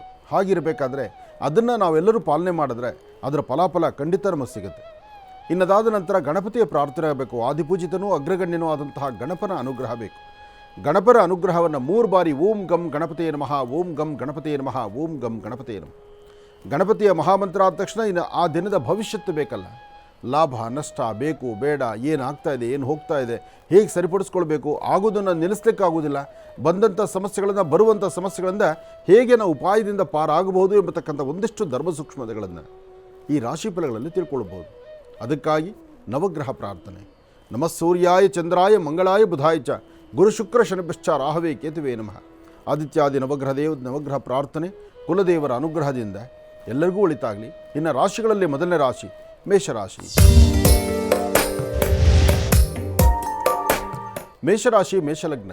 ಮೇಷರಾಶಿ ಮೇಷಲಗ್ನದಲ್ಲಿರ್ತಕ್ಕಂಥವರು ಇವತ್ತು ಒಂದಷ್ಟು ಮಾನಸಿಕವಾದಂಥ ಒತ್ತಡಗಳಿಗೆ ಸಿಲುಕೊಳ್ತೀರಿ. ಪ್ರತಿನಿತ್ಯ ನಮ್ಮ ಮೇಷರಾಶಿಯವ್ರಿಗೆ ಏನೋ ಭವಿಷ್ಯತ್ತು ಸರಿ ಇರ್ತಾನೆ ಇಲ್ವಲ್ಲ ಅನ್ನೋ ಚಿಂತನೆ ನಿಮಗಿರ್ಬೋದು. ಇದು ದಿನ ಭವಿಷ್ಯ. ದಿನ ಭವಿಷ್ಯದಲ್ಲಿ ವರ್ಷ ಭವಿಷ್ಯಕ್ಕೂ ದಿನ ಭವಿಷ್ಯಕ್ಕೂ ಸಾಕಷ್ಟು ವ್ಯತ್ಯಾಸ ಇದೆ. ವರ್ಷ ಭವಿಷ್ಯದಲ್ಲಿ ಒಂದು ವರ್ಷದ ಫಲ ಹೇಗೆಲ್ಲ ಇರುತ್ತೆ ಅನ್ನೋದನ್ನು ಚುಟುಕಾಗಿ ನಿಮಗೆ ಹೇಳಿ ಮುಗಿಸ್ಬೋದು. ಆದರೆ ಆ ದಿನ ಭವಿಷ್ಯದಲ್ಲಿ ಇವತ್ತು ಏನು ನಡೆಯುತ್ತೆ ಅನ್ನೋದನ್ನು ಪರ್ಟಿಕ್ಯುಲರಾಗಿ ಆಲೋಚನೆ ಮಾಡುವಂಥ ಶಕ್ತಿ ಇಲ್ಲಿರುತ್ತೆ. ಮತ್ತು ಇವತ್ತು ಲಾಭ ನಷ್ಟಗಳೇನು ಅಂತಕ್ಕಂಥದ್ದನ್ನು ಯೋಚನೆ ಮಾಡತಕ್ಕಂಥದ್ದಿದೆ. ಇವತ್ತು ನಿಮ್ಮ ಪಾಕೆಟಲ್ಲಿರುವ ಹಣವನ್ನು ಎಷ್ಟು ಖರ್ಚು ಮಾಡ್ತೀರಿ, ಎಷ್ಟು ಉಳಿಸ್ಕೊಳ್ತೀರಿ, ಇದಕ್ಕೆಷ್ಟು ಲಾಭವನ್ನು ಸಂಪಾದನೆ ಮಾಡ್ತೀರಿ, ಎಷ್ಟು ನಷ್ಟ ಮಾಡ್ಕೊಳ್ತೀರಿ ಅನ್ನೋದನ್ನು ಇವತ್ತಿನ ದಿನದಲ್ಲೇ ತಿಳಿಸ್ಬೋದು. ಅದಕ್ಕಾಗಿ ದಿನ ಭವಿಷ್ಯತ್ತು. ಇವತ್ತು ಮೇಷರಾಶಿಯವರು ಎಚ್ಚರಿಕೆಯಿಂದಿರಬೇಕು. ಯಾಕೆಂದರೆ ಮೇಷರಾಶಿಯವರ ಗ್ರಹಸ್ಥಿತಿಗಳೇ ಆಗಿದೆ. ಜೊತೆಗೆ ಇಲ್ಲಿ ನಾನು ಎಂಬತಕ್ಕಂಥದ್ದು ಒಂದು ಕ್ಷಣ ಬಹಳಷ್ಟು ತಲೆ ದಾಟಿ ಮುಂದಕ್ಕೆ ಹೋಗುತ್ತೆ. ಮೇಷರಾಶಿ ಮೇಷಲಗ್ನದಲ್ಲಿ ಜನಿಸಿರ್ತಕ್ಕಂಥ ಹೆಣ್ಣಾಗಲಿ ಗಂಡಾಗಲಿ ಯಾರೊಬ್ಬರಾದರೂ ಸಹಿತ ಇವತ್ತು ನಾನು ನಂದು ಎಂಬತಕ್ಕಂಥ ಮದಮಾತ್ಸರ್ಯ ಒಂದಷ್ಟು ಜಾಸ್ತಿ ಆಗೋದರಿಂದ ಇದು ಮಾನಸಿಕವಾದಂತಹ ಒತ್ತಡಕ್ಕೆ ಸಿಲುಕೊಂಡ್ಬಿಡ್ತೀರಿ. ನೀವು ತುಂಬ ಎಚ್ಚರಿಕೆ ಬೇಕು. ಹಾಗೆ ಇವತ್ತಿನ ದಿವಸ ನಿಮ್ಮೊಳಗಿರುವಂಥ ನೋವು, ಎದುರಾಗುವಂಥ ಸಮಸ್ಯೆ ಅಥವಾ ಬಂದಿರುವಂಥ ಸಮಸ್ಯೆಗೆ ಒಂದು ಪರಿಹಾರವನ್ನು ಕಂಡುಕೊಳ್ಳೋದಕ್ಕಾಗಿ ಮಾನಸಿಕವಾಗಿ ತುಂಬ ಒತ್ತಡಕ್ಕೆ ಸಿಲುಕೊಂಡು ಯಾರೊಬ್ಬರ ಹತ್ರ ಹೇಳ್ಕೊಳ್ಳೋಕ್ಕಾಗ್ದಿರ, ನೀವು ಅದನ್ನು ಅನುಭವಿಸೋಕ್ಕಾಗ್ದಿರ ಭಾಳ ಸಂಕಟ ಪಡ್ತೀರಿ. ಮಧ್ಯಾಹ್ನ 12ರಿಂದ 4ರವರೆಗೂ 12ರಿಂದ 4ರವರೆಗೂ ಮಾನಸಿಕವಾದಂತಹ ಒತ್ತಡ, ಮನಸ್ಸಿಗೆ ನೆಮ್ಮದಿ ಇಲ್ಲದಂಥ ಕಾಲ ಇವತ್ತು ಮೇಷರಾಶಿಯವರಿಗೆ. ಆದರೆ ಶುಭ ಸಂಧ್ಯಾಕಾಲ, ಸಂಧ್ಯಾಕಾಲದಷ್ಟರೊಳಗೆ ಎಲ್ಲವೂ ತಿಳಿಯಾಗೋಗ್ಬಿಡುತ್ತೆ. ಇವತ್ತು ಮಧ್ಯಾಹ್ನ ನಾನು ಅನುಭವಿಸಿದ ಕಷ್ಟ, ಆ ಕ್ಷಣಕ್ಕೆ ಬಂದ ಸಮಸ್ಯೆ ಇದೇನಾ, ಇದು ನನಗೇ ಬಂತ ಅನ್ನೋ ಥರ ನಿಮ್ಮ ಚಿಂತನೆ ಆಗುತ್ತೆ. ಅಂದರೆ ಸಂಜೆ ಹೊತ್ತಿಗೆ ಭಗವಂತ ನಿಮ್ಮನ್ನು ಕೈ ಹಿಡಿತಾನೆ. ಹೇಗಪ್ಪ ಅಂದರೆ ಇಲ್ಲಿ ಗ್ರಹಗಳು ಚಲನೆ ವಲನೆಗಳು ಮತ್ತು ಗ್ರಹದ ನಿಯಮ, ಜೊತೆಗೆ ಗ್ರಹದ ಒಂದಷ್ಟು ದೋಷಗಳಿರುತ್ತಲ್ಲ, ಅದು ಆಯಾ ಕಾಲಕ್ಕೆ ಮಾತ್ರ ಸನ್ನಿಹಿತ ಆಗುತ್ತೆ. ಆದರೆ ಬರುವ ಸಂಕಷ್ಟಗಳನ್ನು ಖಂಡಿತ ದೂರ ಮಾಡ್ಕೊಳ್ಳೋಕ್ಕಾಗಲ್ಲ. ಆದರೆ ಅಂಥ ಸಮಯದಲ್ಲಿ ಒಂದು ಎಚ್ಚರಿಕೆ ಆದರೆ ಇವತ್ತಿನ ದಿವಸ ಬುಧವಾರದ ಮಹಾವಿಷ್ಣುವಿನ ಪ್ರಾರ್ಥನೆ ಮಾಡಿ 1-2 ತುಳಸಿ ದಳವನ್ನು ವಿಷ್ಣು ಪಾದದ ಮೇಲಿಟ್ಟು ಪ್ರಾರ್ಥನೆ ಮಾಡಿಕೊಂಡು ಹತ್ತಿರದಲ್ಲಿ ಒಂದು ಬೇವಿನ ವೃಕ್ಷದ ಹತ್ರ ಹೋಗಿ ಒಂದು ಪ್ರಾರ್ಥನೆ ಮಾಡಿಕೊಂಡು ಮುಂದೆ ಹೆಜ್ಜೆ ಹಾಕಿದ್ರೆ ಬರುವ ಗಂಡಾಂತರಗಳನ್ನು, ಇರ್ತಕ್ಕಂಥ ಸಮಸ್ಯೆಗಳನ್ನು, ಬೆಟ್ಟದಂಥ ಕಷ್ಟವನ್ನು ಮಂಜಿನಗಡೆ ಥರ ಕರಗಿಸ್ಕೊಳ್ಬೋದು. ಒಳ್ಳೆಯದಾಗಲಿ, ಶುಭವಾಗಲಿ. ಇನ್ನು ವೃಷಭ ರಾಶಿ. ವೃಷಭ ರಾಶಿ ವೃಷಭ ಲಗ್ನ. ವೃಷಭ ರಾಶಿ ವೃಷಭ ಲಗ್ನದಲ್ಲಿರ್ತಕ್ಕಂಥವ್ರಿಗೆ ಪ್ರಾರಂಭದಲ್ಲಿ ಭಾಳ ಜೋಶ್ ಇರುತ್ತೆ. ಅಬ್ಬಬ್ಬಾ, ಏನು ಬೇಕಾದರೂ ಸಾಧನೆ ಮಾಡ್ಬೋದು, ಯಾವುದು ಬೇಕಾದ್ರೂ ಸಿದ್ಧಿಸ್ಕೊಳ್ಬೋದು, ಮನಸ್ಸಾ ಇಚ್ಛೆ ಇವತ್ತು ನೀವು ಇರಬಹುದು, ಏನು ಬೇಕಾದರೂ ಪರ್ಚೇಸ್ ಮಾಡ್ಬೋದು, ಯಾವುದು ನೋಡ್ತಿರೋ ಕಣ್ಣಿಗೆ ಬೇಕಂದದ್ದನ್ನು ಇವತ್ತು ಕೊಂಡುಕೊಳ್ಳುವಂಥ, ತರುವಂಥ ಅಥವಾ ಯಾಗೋ ಒಂದು ರೀತಿ ಸಿದ್ಧಿಪಡಿಸ್ಕೊಳ್ಳುವಂಥ, ನಿಮ್ಮ ಮನಸ್ಸಿಗೆ ನಿಮ್ಮ ಹೃದಯಕ್ಕೆ ಸಂಬಂಧಪಡ್ತಕ್ಕಂಥ ರೀತಿಯಲ್ಲಿ ಆನಂದದಿಂದ ಇರ್ಬೋದು. ಎಲ್ಲಿವರೆಗೂ? ಸರಿಸುಮಾರು 12 ಗಂಟೆ 11 ನಿಮಿಷದವರೆಗೂ. 12 ಗಂಟೆ 11 ನಿಮಿಷದವರೆಗೂ ವೃಷಭ ರಾಶಿಯವರಿಗೆ ಭಾಳ ಉನ್ನತವಾದಂಥ ಕಾಲನೇ. ಇದರ ಮಧ್ಯದಲ್ಲಿ ಬರುವಂಥ ಎಂಥ ಸಮಸ್ಯೆಗಳಿದ್ರೂ ಮಂಜಿನಗಡ್ಡೆ ಥರ ಅಲ್ಲಿಂದಲೇ ಕರಗಿ ಹೋಗುತ್ತೆ. ಅದಾದ ಮೇಲೆ ಎದುರಾಗುತ್ತಲ್ಲ, ಆ ಸಮಸ್ಯೆಗಳಿಗೆ ಸ್ವಲ್ಪ ಜಾಗ್ರತೆ ಬೇಕು. ಆವಾಗಲೇ ಇಡುವಂಥದ್ದು, ಆಗಲೇ ಸಮಸ್ಯೆ ಆಗುವಂಥದ್ದು. ಆ ಸಮಸ್ಯೆಗಳನ್ನು ಭಾಳ ಉಪಾಯವಾಗಿ ನೀವು ಅದನ್ನು ಬಗೆಹರಿಸ್ಕೊಳ್ಬೇಕು, ಭೇದಿಸಬೇಕು. ಜೊತೆಗೆ ನಿಮ್ಮ ಮನೇಲಿರ್ತಕ್ಕಂಥ ಹಿರಿಯರು, ನಿಮ್ಮ ಆತ್ಮೀಯರು, ನಿಮ್ಮ ಮೇಲಧಿಕಾರಿಗಳು, ನಿಮ್ಮ ಸಹಪಾಠಿಗಳು ಯಾರೊಬ್ಬರಾದರೂ ಹೇಳುವಂಥ ಮಾತನ್ನು ಸ್ವಲ್ಪ ಧೈರ್ಯವಾಗಿ ಒಂದು ಒಳ್ಳೆಯ ಮನಸ್ಸಿನಿಂದ ಅದನ್ನು ಆಲಿಸಿ. ಇಲ್ಲಿ ನಾನು ಅಂತಕ್ಕಂಥದಕ್ಕಿಂತ ಆ ಕ್ಷಣ ನಾನು ಹೇಗೆ ಬದುಕಬೇಕು ಅನ್ನೋದನ್ನು ಚಿಂತನೆ ಮಾಡಬೇಕು. ಆಗಲೇ ಅದರ ಫಲಾಫಲಗಳು. ಹಾಗೆ ಇವತ್ತಂತೂ ಬಹಳ ಉತ್ತಮವಾದಂತಹ ಕಾಲ, ಉನ್ನತವಾದಂಥ ಸ್ಥಿತಿಯನ್ನು ಸಿದ್ಧಿಪಡಿಸ್ಕೊಳ್ತಕ್ಕಂಥ ಕಾಲ. ಅದಕ್ಕಾಗಿ ಇವತ್ತು ನಿಮ್ಮ ಮನೆ ದೇವರ ಪ್ರಾರ್ಥನೆ ಬಹಳ ಮುಖ್ಯವಾಗಿರ್ತಕ್ಕಂಥದ್ದು.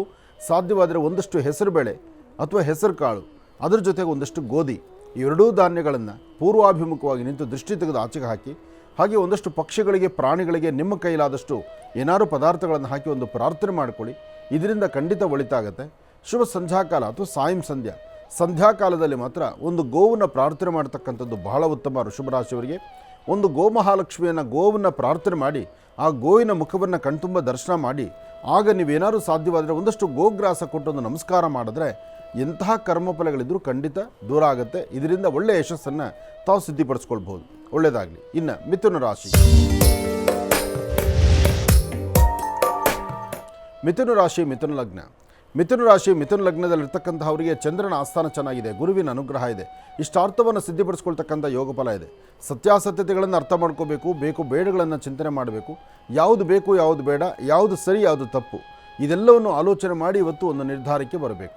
ಇವತ್ತು ಒಂದಷ್ಟು ಹಣಕಾಸಿನ ವಿಚಾರ, ವ್ಯಾಪಾರ, ಜೀವನೋಪಾಯದ ಕಾಯಕ, ಹಾಗೆ ವೃತ್ತಿಯ ಅಭಿವೃದ್ಧಿ, ನಿಮ್ಮ ಕುಲದೇವರ ಪ್ರಾರ್ಥನೆ, ಜೊತೆಗೆ ಬರುವ ಎಂತಹ ಸಮಸ್ಯೆಗಳಾದರೂ ಒಂದಿಷ್ಟು ಲಾಜಿಕ್ಕಾಗಿ ಯೋಚನೆ ಮಾಡಿ ಸರಿ ಯಾವುದು ತಪ್ಪು ಯಾವುದು ಚಿಂತನೆ ಮಾಡಿದ್ರೆ ಒಳ್ಳೆಯ ಫಲಾಫಲಗಳನ್ನು ಖಂಡಿತ ಸಿದ್ಧಿಪಡಿಸ್ಕೊಳ್ತೀರಿ.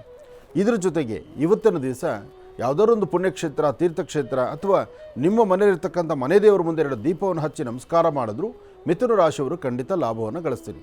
ಆದರೆ ಮಿಥುನ ರಾಶಿಯಲ್ಲಿರ್ತಕ್ಕಂಥವರು ದುಡುಕಿ ತೀರ್ಮಾನ ತಂದುಕೊಂಡು ಒಂದಿಷ್ಟು ಕಣ್ಣೀರು ಹಾಕುವಂಥ ಪರಿಸ್ಥಿತಿನೂ ಆಗ್ಬೋದು. ಅಂಗೈಯಲ್ಲಿ ಸಾಮ್ರಾಜ್ಯ ಇದ್ದಾಗ ಅದು ನಮಗೆ ಬೇಡ ಅನಿಸುತ್ತೆ. ಒಮ್ಮೆ ಕೈ ಜಾರಿ ಬಿದ್ದಾಗ ಅದರ ಹಿಂದೆ ಹುಡುಕಾಟ ಶುರುವಾಗುತ್ತೆ. ಹಾಗಾಗಿ ಇಲ್ಲಿ ಎಚ್ಚರಿಕೆ ಬಹಳ ಮುಖ್ಯವಾಗಿರುತ್ತೆ. ಆ ಎಚ್ಚರಿಕೆಯಿಂದ ಹೆಜ್ಜೆಯನ್ನು ಹಾಕಿದ್ರೆ ಎಲ್ಲ ಫಲಗಳನ್ನು ತಾವು ಸಿದ್ಧಿಪಡಿಸ್ಕೊಂಡಂಗೆ ಆಗುತ್ತೆ. ಒಳ್ಳೆಯದಾಗಲಿ, ಶುಭವಾಗಲಿ. ಇನ್ನು ಕರ್ಕಾಟಕ ರಾಶಿ. ಕರ್ಕಾಟಕ ರಾಶಿ ಕರ್ಕಾಟಕ ಲಗ್ನ. ಕರ್ಕಾಟಕ ರಾಶಿ ಕರ್ಕಾಟಕ ಲಗ್ನದಲ್ಲಿರ್ತಕ್ಕಂಥವ್ರಿಗೆ ಬುಧನ ಆಸ್ಥಾನ ಚೆನ್ನಾಗಿದೆ. ಇವತ್ತು ಯಾವುದೇ ವ್ಯವಹಾರ ಮಾಡಿದ್ರೂ ಒಂದಷ್ಟು ತಾಳ್ಮೆಯಿಂದಲೇ ಮಾಡ್ತೀರಿ, ಒಳ್ಳೆ ಮನಸ್ಸಿನಿಂದಲೇ ಮಾಡ್ತೀರಿ. ಆದರೆ ಸಣ್ಣ ಸಣ್ಣ ವಿಚಾರಕ್ಕೂ ಸಹಿತ 4-6 ಜನ ನಿಂದನೆ ಮಾಡುವಂಥದ್ದಾಗತ್ತೆ. ಏಕೆಂದರೆ ಚಂದ್ರ ಇರ್ತಕ್ಕಂಥ ಆಸ್ಥಾನ ಇವತ್ತು ಅಷ್ಟು ಸರಿ ಇರ್ತಕ್ಕಂಥದ್ದಲ್ಲ.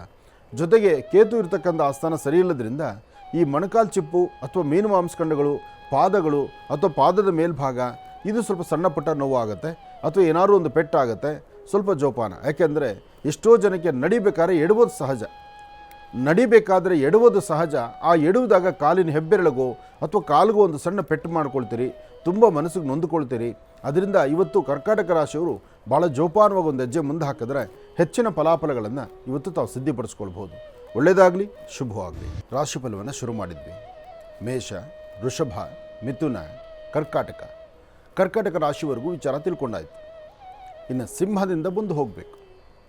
ಅದರ ಮಧ್ಯದಲ್ಲಿ ಬುಧವಾರದ ಮಹಾವಿಷ್ಣುವನ್ನು ಪ್ರಾರ್ಥನೆ ಮಾಡ್ತಾ ವಿಷ್ಣುದೇವರ ಅನುಗ್ರಹದಿಂದ ಆಯಾ ದಿನದ ರಾಶಿಫಲವನ್ನು ತಿಳ್ಕೊಂಡು ಅದರಂತೆ ಸ್ವಲ್ಪ ಜಾಗೃತರಾಗಿರ್ತಕ್ಕಂಥದ್ರಲ್ಲಿ ಖಂಡಿತ ತಪ್ಪಲ್ಲ.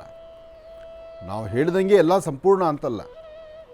ಹೇಳಿರ್ತಕ್ಕಂಥದ್ದನ್ನು ಪಾಲನೆ ಮಾಡಿ ಅಕಸ್ಮಾತ್ ಸಣ್ಣ ಪುಟ್ಟ ಅವಘಡಗಳಂತ ಇದ್ದಾಗ ಅಲ್ಲೊಂದು ಸ್ವಲ್ಪ ಸರಿಪಡಿಸ್ಕೊಳ್ಳುವಂಥ ವಿಧಿವಿಧಾನ ಇರುತ್ತಲ್ಲ, ಅದರ ಬಗ್ಗೆ ಒಂದಷ್ಟು ಎಚ್ಚರಿಕೆ ವಹಿಸುವಂಥದ್ದು ಬಹಳ ಉತ್ತಮ ಅಂತ ಹೇಳ್ಬೋದು. ಯಾಕೆಂದರೆ ಮಹರ್ಷಿವಾಣಿ ಕಾರ್ಯಕ್ರಮದಲ್ಲಿ ನಾವು ತಿಳಿಸುವಂತಹ ರಾಶಿಫಲಕ್ಕೆ ಸಾಕಷ್ಟು ಜನ ಅಭಿಮಾನಿ ದೇವರುಗಳಿದ್ದಾರೆ, ಅದರಂತೆ ಪಾಲನೆ ಮಾಡ್ತಕ್ಕಂಥವರಿದ್ದಾರೆ, ಅದರಿಂದ ಲಾಭ ನಷ್ಟಗಳನ್ನು ಕಂಡಿರೋರಿದ್ದಾರೆ. ನಷ್ಟ ಆದಮೇಲೆ ಪುನಃ ಲಾಭಕ್ಕೆ ಹೇಗಪ್ಪ ಅನ್ನೋ ಚಿಂತನೆಯಲ್ಲಿ ಇರ್ತಾರೆ. ಜೊತೆಗೆ ವಿದ್ಯಾರ್ಥಿಗಳು ಓದೋದ್ರ ಕಡೆ ಆಗಿರಲಿ ಅಥವಾ ವ್ಯವಹಾರ ಮಾಡ್ತಕ್ಕಂಥವ್ರು ಅದನ್ನು ಅಭಿವೃದ್ಧಿಪಡಿಸ್ಕೊಳ್ಳುವಂಥದ್ದಾಗಲಿ ಅಥವಾ ಹೇಗೆ ಎಚ್ಚರಿಕೆ ವಹಿಸ್ಕೊಂಡು ಏನು ಲಾಭವನ್ನು ಗಳಿಸ್ಬೋದು. ಯಾಕೆಂದರೆ ಎಲ್ಲವೂ ನಮ್ಮ ಪರಿಸರದಲ್ಲಿ ನಮ್ಮ ಒಂದು ಪ್ರಾಂತ್ಯದಲ್ಲಿರ್ತಕ್ಕಂಥದ್ರಲ್ಲೇ ಪರಿಹಾರ ಇದ್ದೇ ಇರುತ್ತೆ. ಈ ಪರಿಹಾರಕ್ಕಾಗಿ ನೀವು ತೀರ್ಥಕ್ಷೇತ್ರವೋ ಪುಣ್ಯಕ್ಷೇತ್ರವೋ ಅಥವಾ ಹಣಕಾಸನ್ನು ಖರ್ಚು ಮಾಡೋದು ಸಾಲ ಸೋಲ ಮಾಡೋದು ಇದು ಯಾವುದೂ ನಮ್ಮ ಈ ಕಾರ್ಯಕ್ರಮದಲ್ಲಿಲ್ಲ. ಈ ಕಾರ್ಯಕ್ರಮದಲ್ಲಿ ನಮ್ಮ ಪರಿಸರದಲ್ಲಿ ನಮ್ಮ ಸುತ್ತಮುತ್ತ ಇರತಕ್ಕಂತಹದ್ದು ಅದನ್ನೇ ನಾವು ಉಪಯೋಗಿಸ್ಕೊಂಡು ನಾವು ಸಿದ್ಧಿಪಡಿಸ್ಕೊಳ್ಬೇಕು. ಇರಲಿ, ಇನ್ನು ಸಿಂಹರಾಶಿ. ಸಿಂಹರಾಶಿ ಸಿಂಹಲಗ್ನ. ಸಿಂಹರಾಶಿ ಸಿಂಹಲಗ್ನದಲ್ಲಿರ್ತಕ್ಕಂಥವ್ರಿಗೆ ಚಂದ್ರನ ಆಸ್ಥಾನ ಚೆನ್ನಾಗಿದೆ, ಗುರುವಿನ ಅನುಗ್ರಹ ಇದೆ. ಚಂದ್ರನ ಆಸ್ಥಾನ ಗುರುವಿನ ಅನುಗ್ರಹ ನಿಮಗಿರೋದ್ರಿಂದ ಇವತ್ತಿನ ಫಲಾಫಲದಲ್ಲಿ ಒಂದು ಅದೃಷ್ಟ ಅಂತಕ್ಕಂಥದ್ದಿದೆ. ಹಾಗೆ ಹೆಚ್ಚಿನ ವಿಶೇಷವಾಗಿರ್ತಕ್ಕಂತಹ ವಿದ್ವತ್ತನ್ನು ಸಂಪಾದನೆ ಮಾಡಿಕೊಂಡು ಅದರ ಫಲಗಳನ್ನು ಹೇಗೆಲ್ಲ ಲಾಭ ಸಿದ್ಧಿಪಡಿಸ್ಕೊಳ್ಬೋದು ಅದರ ಪ್ರಕಾರನೇ ಇದೆ. ಆದರೆ ಮಾಡುವಂತಹ ನಡೆಸುವಂತಹ ಕಾಯಕದಲ್ಲಿ ಒಂದು ಅತ್ಯುತ್ತಮವಾದಂತಹ ವಿಶೇಷತೆಗಳನ್ನು ತಾವು ನೋಡಬೇಕಾದ್ರೆ ಗುರು ಹಿರಿಯರ ಮಾರ್ಗದರ್ಶನದಿಂದಲೇ ನಡಿಬೇಕು. ಹಾಗೆ ತೃಪ್ತಿಕರವಾದಂಥ ಬದುಕನ್ನೇ ಕಾಣಬೇಕು. ಹಾಗೆ ಇವತ್ತಿನ ದಿವಸ ನಿಮ್ಮ ಕೆಲಸಗಳಲ್ಲಿ ಒಂದಷ್ಟು ಲಾಭ ಸಿಗಬೇಕಾದ್ರೆ ಪ್ರಭು ಶ್ರೀ ರಾಮಚಂದ್ರನ ಆರಾಧನೆ ಮಾಡುವಂಥದ್ದು ಬಹಳ ಉತ್ತಮ. ಇವತ್ತು ಸಾರ್ವತ್ರಿಕವಾಗಿ ಎಲ್ಲರಿಗೂ ಸಿಗುವಂಥ ಲಾಭ ಇದೆ. ಹಾಗಾಗಿ ಸಿಂಹರಾಶಿ ಸಿಂಹಲಗ್ನದಲ್ಲಿರ್ತಕ್ಕಂಥವರು ಪ್ರಭು ಶ್ರೀ ರಾಮಚಂದ್ರನ ಪ್ರಾರ್ಥನೆ ಮಾಡಿ. ರಾಮಾಯ ರಾಮಭದ್ರಾಯ ರಾಮಚಂದ್ರಾಯ ವೇದಸೆ ರಘುನಾಥಾಯ ನಾಥಾಯ ಸೀತಾಯ ಪತೆಯೇ ನಮಃ. ಹೀಗೆ ಜಾನಕಿ ರಾಮ ಪಟ್ಟಾಭಿರಾಮನ್ನ ಶ್ರೀರಾಮನ್ನ ಶ್ರದ್ಧಾಭಕ್ತಿಯಾಗಿ ಪ್ರಾರ್ಥನೆ ಮಾಡೋದ್ರಿಂದ ಸಿಂಹರಾಶಿಯವರು ಖಂಡಿತ ಒಳಿತನ್ನು ಸಿದ್ಧಿಪಡಿಸ್ಕೊಳ್ತೀರಿ. ಇನ್ನು ಕನ್ಯಾ ರಾಶಿ. ಕನ್ಯಾ ರಾಶಿ ಕನ್ಯಾಲಗ್ನ. ಕನ್ಯಾ ರಾಶಿ ಕನ್ಯಾಲಗ್ನದಲ್ಲಿರ್ತಕ್ಕಂಥವರಿಗೆ ಸ್ವಲ್ಪ ಮಟ್ಟಿಗೆ ಮೌನದಿಂದಿರ್ತಕ್ಕಂಥದ್ದು, ಮನಸ್ಸು ಚಂಚಲತೆ ಆಗಿರುವಂಥದ್ದು, ಒಂದಷ್ಟು ಭಯಕ್ಕೆ ತಿರುಕೊಳ್ಳುವಂಥದ್ದು, ಯಾವುದೋ ಒಂದು ಭಯ ನಿಮ್ಮನ್ನು ಬಾಧಿಸುವಂತಹದ್ದು. ಇವತ್ತು ಈ ಕೆಲಸ ಆಗುತ್ತೋ ಇಲ್ವೋ, ಇವತ್ತು ಯಾರು ಏನಂತಾರೋ, ಅಥವಾ ನಾನು ಮಾಡದಿರತಕ್ಕಂಥ ಕೆಲವು ತಪ್ಪು ಒಪ್ಪುಗಳು ನನ್ನ ತಲೆ ಮೇಲೆ ಎಲ್ಲಿ ತೂಕುತ್ತಾ ಇದು ಈ ತೂಗುಕತ್ತಿ ಅಂತ ಹೇಳ್ತಾರಲ್ಲ, ಯಾವಾಗ ನನ್ನ ತಲೆ ಬೀಳುತ್ತೋ ಅನ್ನೋ ಭಯದಲ್ಲಿರ್ತೀರಿ. ಆದರೆ ಇವತ್ತಿನ ದಿವಸ ನಿಮ್ಮ ಮನೆಯ ಸಮೀಪದಲ್ಲಿ ಸುತ್ತಮುತ್ತ ಎಲ್ಲಾದರೂ ಒಂದು ಕಡೆ ಈ ಸಾಮಾನ್ಯಕ್ಕೆ ಬಿಳಿ ಎಕ್ಕದ ಹೂವು ಆಗಲಿ ಅಥವಾ ತುಂಬೆ ಹೂವು ಆಗಲಿ ಅಥವಾ ಬೆಟ್ಟದ ನೆಲ್ಲಿ ಗಿಡ ಆಗಿರಲಿ, ತುಂಬೆ ಹೂವು, ಬೆಟ್ಟದ ನೆಲ್ಲಿ ಗಿಡ ಅಥವಾ ಬಿಳಿ ಎಕ್ಕದ ಹೂವು ಇಂತಹದ್ದಿದ್ದರೆ ಆ ವೃಕ್ಷಗಳಿಗೆ ನಮಸ್ಕಾರ ಮಾಡಿ ಅಲ್ಲಿ ಒಂದು ಪ್ರದಕ್ಷಿಣೆ ಮಾಡಿ ನಮಸ್ಕಾರ ಮಾಡಿ 1-2 ನಿಮಿಷ ಕಾಲ ಅಲ್ಲಿದ್ದು ಇವತ್ತು ಬಂದೊದಗುವಂಥ ಯಾವುದೇ ಒಂದು ಸಮಸ್ಯೆಗಾದರೂ ಆಗಿಂದಾಗಲೇ ಪರಿಹಾರ ಸಿಗಲಿ ಅಂತ ನೀವು ಶ್ರದ್ಧೆಯಿಂದ ಪ್ರಾರ್ಥನೆ ಮಾಡಿದ್ರೆ, ಅಲ್ಲಿ ನಿಮ್ಮ ಮನೆ ದೇವರ ಆರಾಧನೆ ಮಾಡಿದ್ರೆ ಖಂಡಿತ ಹೆಚ್ಚಿನ ಫಲವನ್ನು ಕನ್ಯಾ ರಾಶಿಯವರು ಸಿದ್ಧಿಪಡಿಸ್ಕೊಳ್ತೀರಿ. ಕನ್ಯಾ ರಾಶಿಯವರಿಗೆ ಯಾರು ತಿಳುವಳಿಕೆ ಹೇಳಿದ್ರು, ಯಾರು ಇದರ ಬಗ್ಗೆ ಒಂದಷ್ಟು ತಿಳಿ ಹೇಳಿದ್ರು ಅಥವಾ ಯಾರಾದರೂ ಅನುಭವದ ಮಾತು ಹೇಳಿದ್ರೆ ಅದನ್ನು ಆ ಕ್ಷಣಕ್ಕೆ ಸ್ವಲ್ಪ ಆಲಿಸ್ತಕ್ಕಂಥದ್ದು ಬಹಳ ಉತ್ತಮ. ಯಾಕೆಂದರೆ ಅವರು ಶತ್ರುಗಳಾದರೂ ಇವತ್ತು ನಿಮ್ಮ ಒಳ್ಳೆಯದ್ರ ಬಗ್ಗೆ ಮಾತಾಡ್ತಾರೆ. ಶತ್ರುಗಳ ಮಧ್ಯದಲ್ಲಿ ತಾವಿದ್ದರೂ ಅವರು ಹೇಳುವ ಮಾತು ನಿಮ್ಮ ಜೀವನಕ್ಕೆ ಒಂದು ಒಳ್ಳೆಯದಿದೆ, ಒಳ್ಳೆಯ ಕೆಲಸ ಆಗುತ್ತೆ. ಹಾಗಾಗಿ ಹೆಚ್ಚಿನ ಯಶಸ್ಸು ಸಿಗುವಂಥದ್ದಾಗಲಿ ಕನ್ಯಾ ರಾಶಿಯವರಿಗೆ. ಇನ್ನು ತುಲಾರಾಶಿ. ತುಲಾರಾಶಿ ತುಲಾಲಗ್ನ. ತುಲಾರಾಶಿ ತುಲಾಲಗ್ನದಲ್ಲಿರ್ತಕ್ಕಂಥವ್ರಿಗೆ ಬುಧ ಮತ್ತು ಚಂದ್ರ ಇರ್ತಕ್ಕಂಥ ಆಸ್ಥಾನ ಚೆನ್ನಾಗಿದೆ, ಗುರು ಚೆನ್ನಾಗಿದ್ದಾನೆ. ಇಷ್ಟಾರ್ಥವನ್ನು ಸಿದ್ಧಿಪಡಿಸ್ಕೊಳ್ತಕ್ಕಂಥ ಯೋಗ ಫಲ ಇದೆ. ಕೆಲವಷ್ಟು ಸತ್ಯಾಸತ್ಯತೆಗಳನ್ನು ತಿಳಿದು ಸರಿಯಾದ ಸನ್ಮಾರ್ಗದಲ್ಲಿ ನಡೆದರೆ ಅದರ ಫಲಗಳು ಸಾಕಷ್ಟು ಆಗುತ್ತೆ. ಆದರೆ ಪ್ರಾರಂಭಿಕ ಹಂತದಲ್ಲಿ ಬರ್ತಕ್ಕಂಥ ತೊಂದರೆಗಳಿಗೆ ಇವತ್ತು ಇದೇನೋ ಸರಿ ಇದೆಯಲ್ವೋ ಅಥವಾ ಇವತ್ತು ನಾನು ತೆಗೆದುಕೊಳ್ಳುವಂತಹ ನಿರ್ಣಯದಲ್ಲಿ ಏನಾದರೂ ಹೆಚ್ಚು ಕಮ್ಮಿ ಬರ್ತೇನೋ ಅಂತಕ್ಕಂಥದ್ರ ಭಯ ನಿಮಗಿರುತ್ತೆ. ಆದರೂ ಹಿಂದೆ ಮಾಡಿಟ್ಟಿರ್ತಕ್ಕಂಥದ್ದು ಅಥವಾ ಯಾವುದೋ ಜನ್ಮದ ಕರ್ಮಫಲಗಳು ಕೆಲವೊಮ್ಮೆ ಎದುರಾಗ್ಬಿಡುತ್ತೆ, ಕೆಲವೊಮ್ಮೆ ಸಮಸ್ಯೆ ತರುತ್ತೆ. ಹಾಗೆ ಇವತ್ತು ವಾಹನದಲ್ಲಿ ಓಡಾಡುವಾಗ ಭಾಳ ಜಾಗೃತರಾಗಿರಿ. ನೀವೆಷ್ಟೇ ಜೋಪಾನವಾಗಿದ್ದರೂ ನಿಮ್ಮ ಎಡ ಮತ್ತು ಬಲಭಾಗದಲ್ಲಿರ್ತಕ್ಕಂಥವ್ರು ಏನಾದರೂ ಒಂದು ತೊಂದರೆ ಮಾಡುವ ಲಕ್ಷಣಗಳು ಸಾಕಷ್ಟು ನಿಮ್ಮ ರಾಶಿಫಲದಲ್ಲಿದೆ. ಹಾಗಾಗಿ ತುಲಾರಾಶಿ ತುಲಾಲಗ್ನದಲ್ಲಿ ಜನಿಸಿರ್ತಕ್ಕಂಥವ್ರು ಯಾವ ನಿರ್ಣಯವಾದರೂ, ಯಾವ ಒಂದು ಫಲಾಫಲಗಳ ಬಗ್ಗೆ ಚಿಂತನೆ ಮಾಡಿದ್ರು ಅಥವಾ ಏನು ಆರ್ಥಿಕ ಪರಿಸ್ಥಿತಿ ಅಭಿವೃದ್ಧಿ ಬಗ್ಗೆ ಆಲೋಚನೆ ಮಾಡಿದ್ರು ಸಣ್ಣ ಸಣ್ಣ ಸಮಸ್ಯೆಗಳು ನಿಮ್ಮನ್ನು ಬಾಧಿಸುತ್ತೆ. ಇನ್ನು ಭೂಮಿಗೆ ಸಂಬಂಧಪಡ್ತಕ್ಕಂಥದ್ರೂ ಸಹಿತ ಒಂದಷ್ಟು ತೊಂದರೆಗಳು ಎದುರಾಗ್ಬೋದು. ಭಾಳ ಎಚ್ಚರಿಕೆಯಿಂದಿರ್ತಕ್ಕಂಥದ್ದು ಬಹಳ ಉತ್ತಮ. ಭೂಮಿಗೆ ಸಂಬಂಧಪಡ್ತಕ್ಕಂಥದ್ರಲ್ಲೂ ಒಂದಷ್ಟು ಲಾಭ ನಿಮಗೆ ಸಿಗಬೇಕಾದ್ರೆ ನಿಮ್ಮ ಕುಲದೇವರ ಅನುಗ್ರಹ ಖಂಡಿತ ನಿಮಗೆ ಬೇಕು. ಒಳ್ಳೆಯದಾಗಲಿ, ಶುಭವಾಗಲಿ. ಇನ್ನು ವೃಶ್ಚಿಕ ರಾಶಿ. ವೃಶ್ಚಿಕ ರಾಶಿ ವೃಶ್ಚಿಕ ಲಗ್ನ. ವೃಶ್ಚಿಕ ರಾಶಿ ವೃಶ್ಚಿಕ ಲಗ್ನದಲ್ಲಿರ್ತಕ್ಕಂಥವ್ರಿಗೆ ಚಂದ್ರ ಇರ್ತಕ್ಕಂಥ ಆಸ್ಥಾನ ಚೆನ್ನಾಗಿದ್ದು ಬುಧನ ಆಸ್ಥಾನ ಚೆನ್ನಾಗಿದೆ.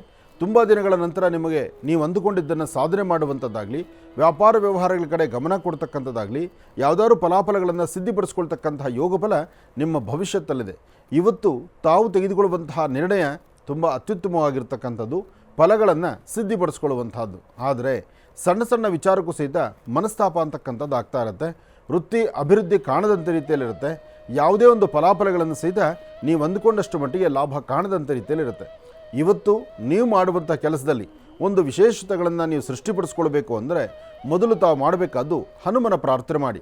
ಮನೋಜವಂ ಆರ್ತುಲ್ಯ ವೇಗಂ ಜಿತೇಂದ್ರಿಯಂ ಬುದ್ಧಿಮತಾಂ ವರಿಷ್ಠಂ ವಾತಾತ್ಮಜಂ ವಾನರುದು ಮುಖ್ಯಂ ಶ್ರೀರಾಮದೂತಂ ಶಿರಸಾನಮಾಮಿ. ಹೀಗೆ ಹನುಮನ ಪ್ರಾರ್ಥನೆ ಮಾಡೋದ್ರಿಂದ ಸಾಕಷ್ಟು ಒಳಿತನ್ನು ಸಿದ್ಧಿಪಡಿಸ್ಕೊಳ್ತೀರಿ. ಹಾಗೆ ದೂರಭಾರ ಪ್ರಯಾಣದ ಬಗ್ಗೆ ಒಂದು ಚಿಂತನೆ ಮಾಡ್ತಿರ್ತೀರಿ. ಉದ್ಯೋಗದಲ್ಲಿ ಪ್ರಗತಿ ಕಾಣಬೇಕು ಎಂಬತಕ್ಕಂಥ ಆಲೋಚನೆ ಇಡ್ತೀರಿ. ಕೆಲವು ಶತ್ರುಗಳ ಬಾಧೆಯಿಂದಲೂ ಸಹಿತ ನರಳುವಂಥ ಪರಿಸ್ಥಿತಿ ಎದುರಾಗ್ತಿರುತ್ತೆ. ಯಾವುದಕ್ಕೂ ಅಂಜಬೇಕಾದ್ದಿಲ್ಲ.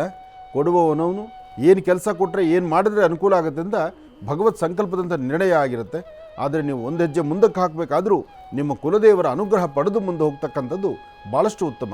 ಒಳ್ಳೆಯದಾಗಲಿ, ಶುಭವಾಗಲಿ. ಇನ್ನು ಮಹರ್ಷಿವಾಣಿ ಕಾರ್ಯಕ್ರಮಕ್ಕೆ ಕರೆ ಮಾಡ್ತಕ್ಕಂಥವರು ಸಾಕಷ್ಟು ಜನ ಇರ್ತೀರಿ. ಕರೆ ಮಾಡೋರು ಕರೆ ಮಾಡಿ ಅದರಲ್ಲಿ ಒಂದಿಷ್ಟು ವಿಚಾರಗಳನ್ನು ತಿಳ್ಕೊಂಡು ಅದನ್ನು ಸರಿಪಡಿಸ್ಕೊಂಡು ಅದರಲ್ಲಿ ಅಭಿವೃದ್ಧಿ ಕಂಡವರು ಸಾಕಷ್ಟು ಜನ ಇದ್ದೀರಿ. ಹಾಗೆ ಅಂತಹ ನಿಟ್ಟಿನಲ್ಲಿ ಆಲೋಚನೆ ಮಾಡೋದಾದರೆ ಇವತ್ತು ಯಾರು ಫೋನ್ ಕರೆಯಲ್ಲಿ ಮುಂಚೂಣಿಯಲ್ಲಿದ್ದೀರಿ? ಬನ್ನಿ ನೋಡೋಣ. ಹಲೋ. ಹಲೋ ಗುರುಜಿ, ನಮಸ್ಕಾರ. ನಮಸ್ತೆ ತಾಯಿ, ಹೇಳಮ್ಮ. ಇದು ಆರಾಮದರಿ? ಚೆನ್ನಾಗಿದ್ದೀನಮ್ಮ, ನೀವು ಚೆನ್ನಾಗಿದ್ದೀರಾ? ನಾವು ಚೆನ್ನಾಗಿದ್ದೀವಿ. ನಮಗೆ ಸ್ವಲ್ಪ ಮಕ್ಕಳ ಸಮಸ್ಯೆ ಅದ ರೀ, ಅದ್ರ ಸಂಬಂಧ ಫೋನ್ ಹಚ್ಚಿದ್ದೀನಿ. ಹೇಳಮ್ಮ. ಮಕ್ಕಳೇ ನೀವು ಒಂದು ಹಿಂದೆ ಒಮ್ಮೆ 4 ವರ್ಷ ಹಿಂದೆ ಕರೆ ಮಾಡಿದ್ದೀನಿ ರೀ, 2 ವರ್ಷ ಹಿಂದೆ. ಅದಕ್ಕೆ ಮುಂದೆ ಸಿಗುತ್ತದಮ್ಮ, ನಿಮ್ಗೆ ಒಳ್ಳೇದಾಗುತ್ತೆ, ಮಕ್ಕಳು ಬರ್ತಾವ್ರೆ. ಅದಕ್ಕೆ ನಿಂತಿತ್ರಿ, ನಿಂತು 3 ತಿಂಗಳಿಂದ ಅದು ಕೂಸು ಸರಿಯಾಗಿ ಬೆಳೆಯಲ್ಲ ಅಂತ ಹೇಳಿ ತೆಗಿ ಅಂತಂದ್ರಿ ಅವರು. ಹಂಗಾಗ್ಬೇಕೆ ಮತ್ತೆ ನನಗೆ ಗರ್ಭ ನಿಂತೇಳ್ರಿ. ಅಂದರೆ ಗರ್ಭ ನಿಂತು 3 ತಿಂಗಳಾದ್ಮೇಲೆ ಗರ್ಭದಲ್ಲಿ ಮಗು ಸರಿಯಿಲ್ಲ ಅಂತ ಹೇಳಿ ಅದನ್ನು ತೆಗ್ಸಿದ್ದೀರಿ? ನಾನು ತೆಗ್ಸಿಲ್ರಿ, ಅವ್ರು ತೆಗಸಂದ್ರೂ ದವಾಖಾನೆಗೆ ಹೇಳಿದ್ರೆ ನಾನು ಊರಿಗೆ ಬಂದಿದ್ದೀನ್ರಿ. ಮತ್ತೆ ಬೇರೆ ಕಡೆ ತೋರಿಸ್ಬೇಕಂತ ನೀವು ಹೇಳ್ತಿದ್ರಲ್ರಿ. ಅದಕ್ಕೆ ನಾನು ನಿಮ್ಗೆ ಕರೆ ಮಾಡಿದ್ರಿ, ಸಿಗ್ಲಿಲ್ಲ. ಅದು ಮುಂದೆ 5-6 ದಿನಕ್ಕೆ ತಾನೇ ಇದು ಆಗ್ಯದ್ರಿ. ಆಗಲಿ, ಚಿಂತೆ ಮಾಡಬೇಡಿ.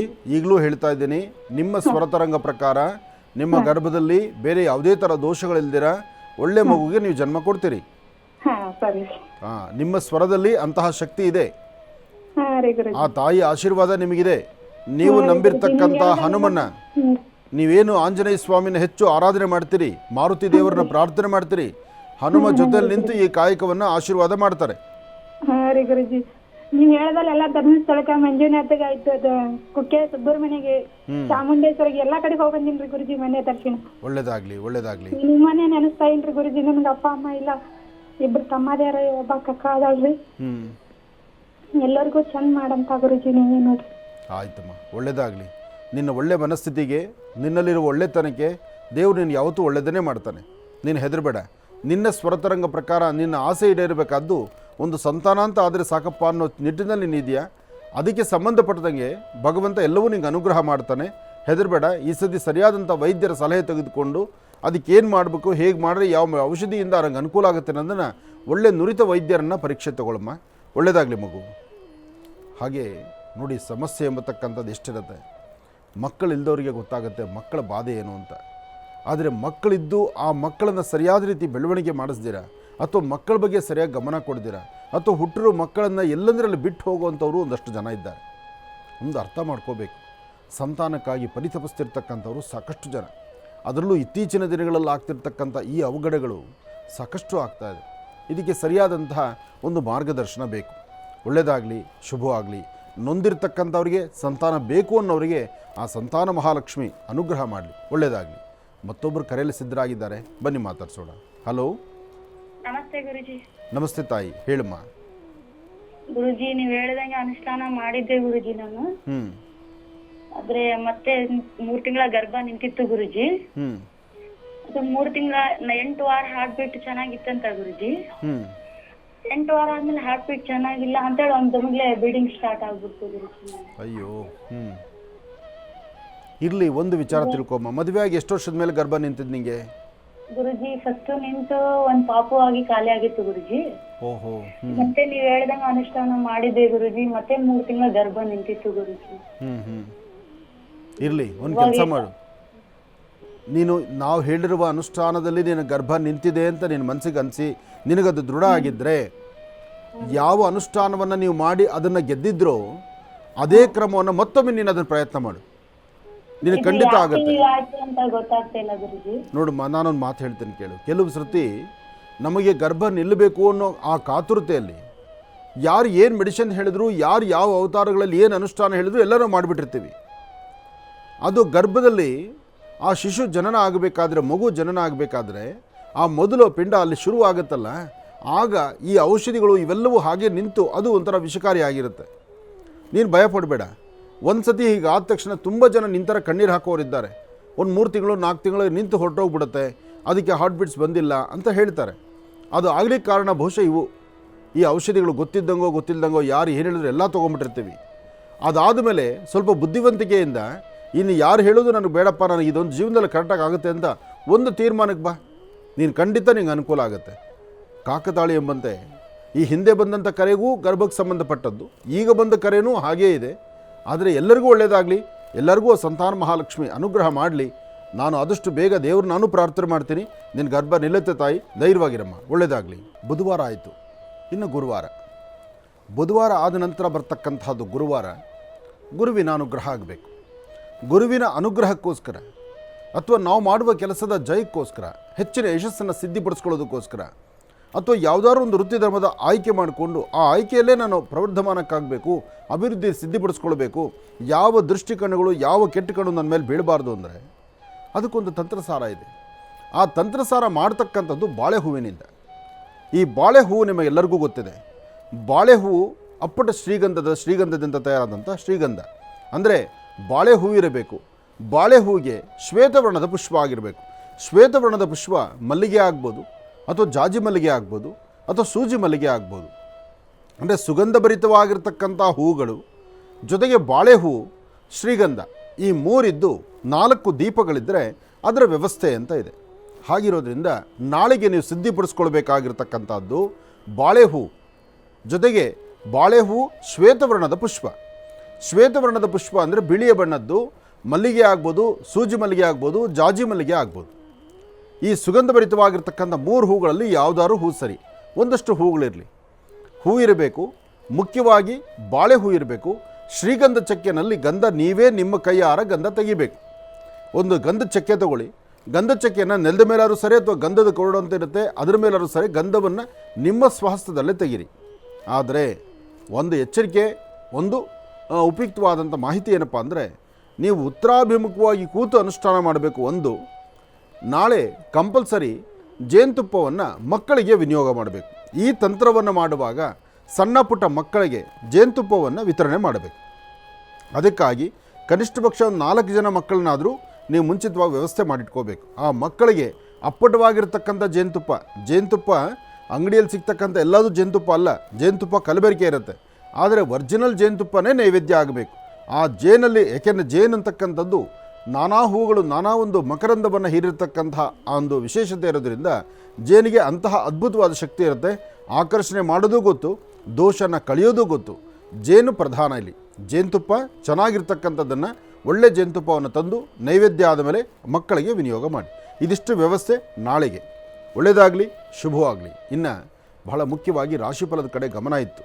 ಯಾಕೆಂದರೆ ರಾಶಿಫಲ ಮುಗಿದ್ರೇ ಆ ದಿನಕ್ಕೆ ಆವತ್ತಿನ ವ್ಯವಸ್ಥೆಗಳು ಸರಿ ಹೋಗ್ತಕ್ಕಂಥದ್ದು. ಇನ್ನು ಧನುರಾಶಿ.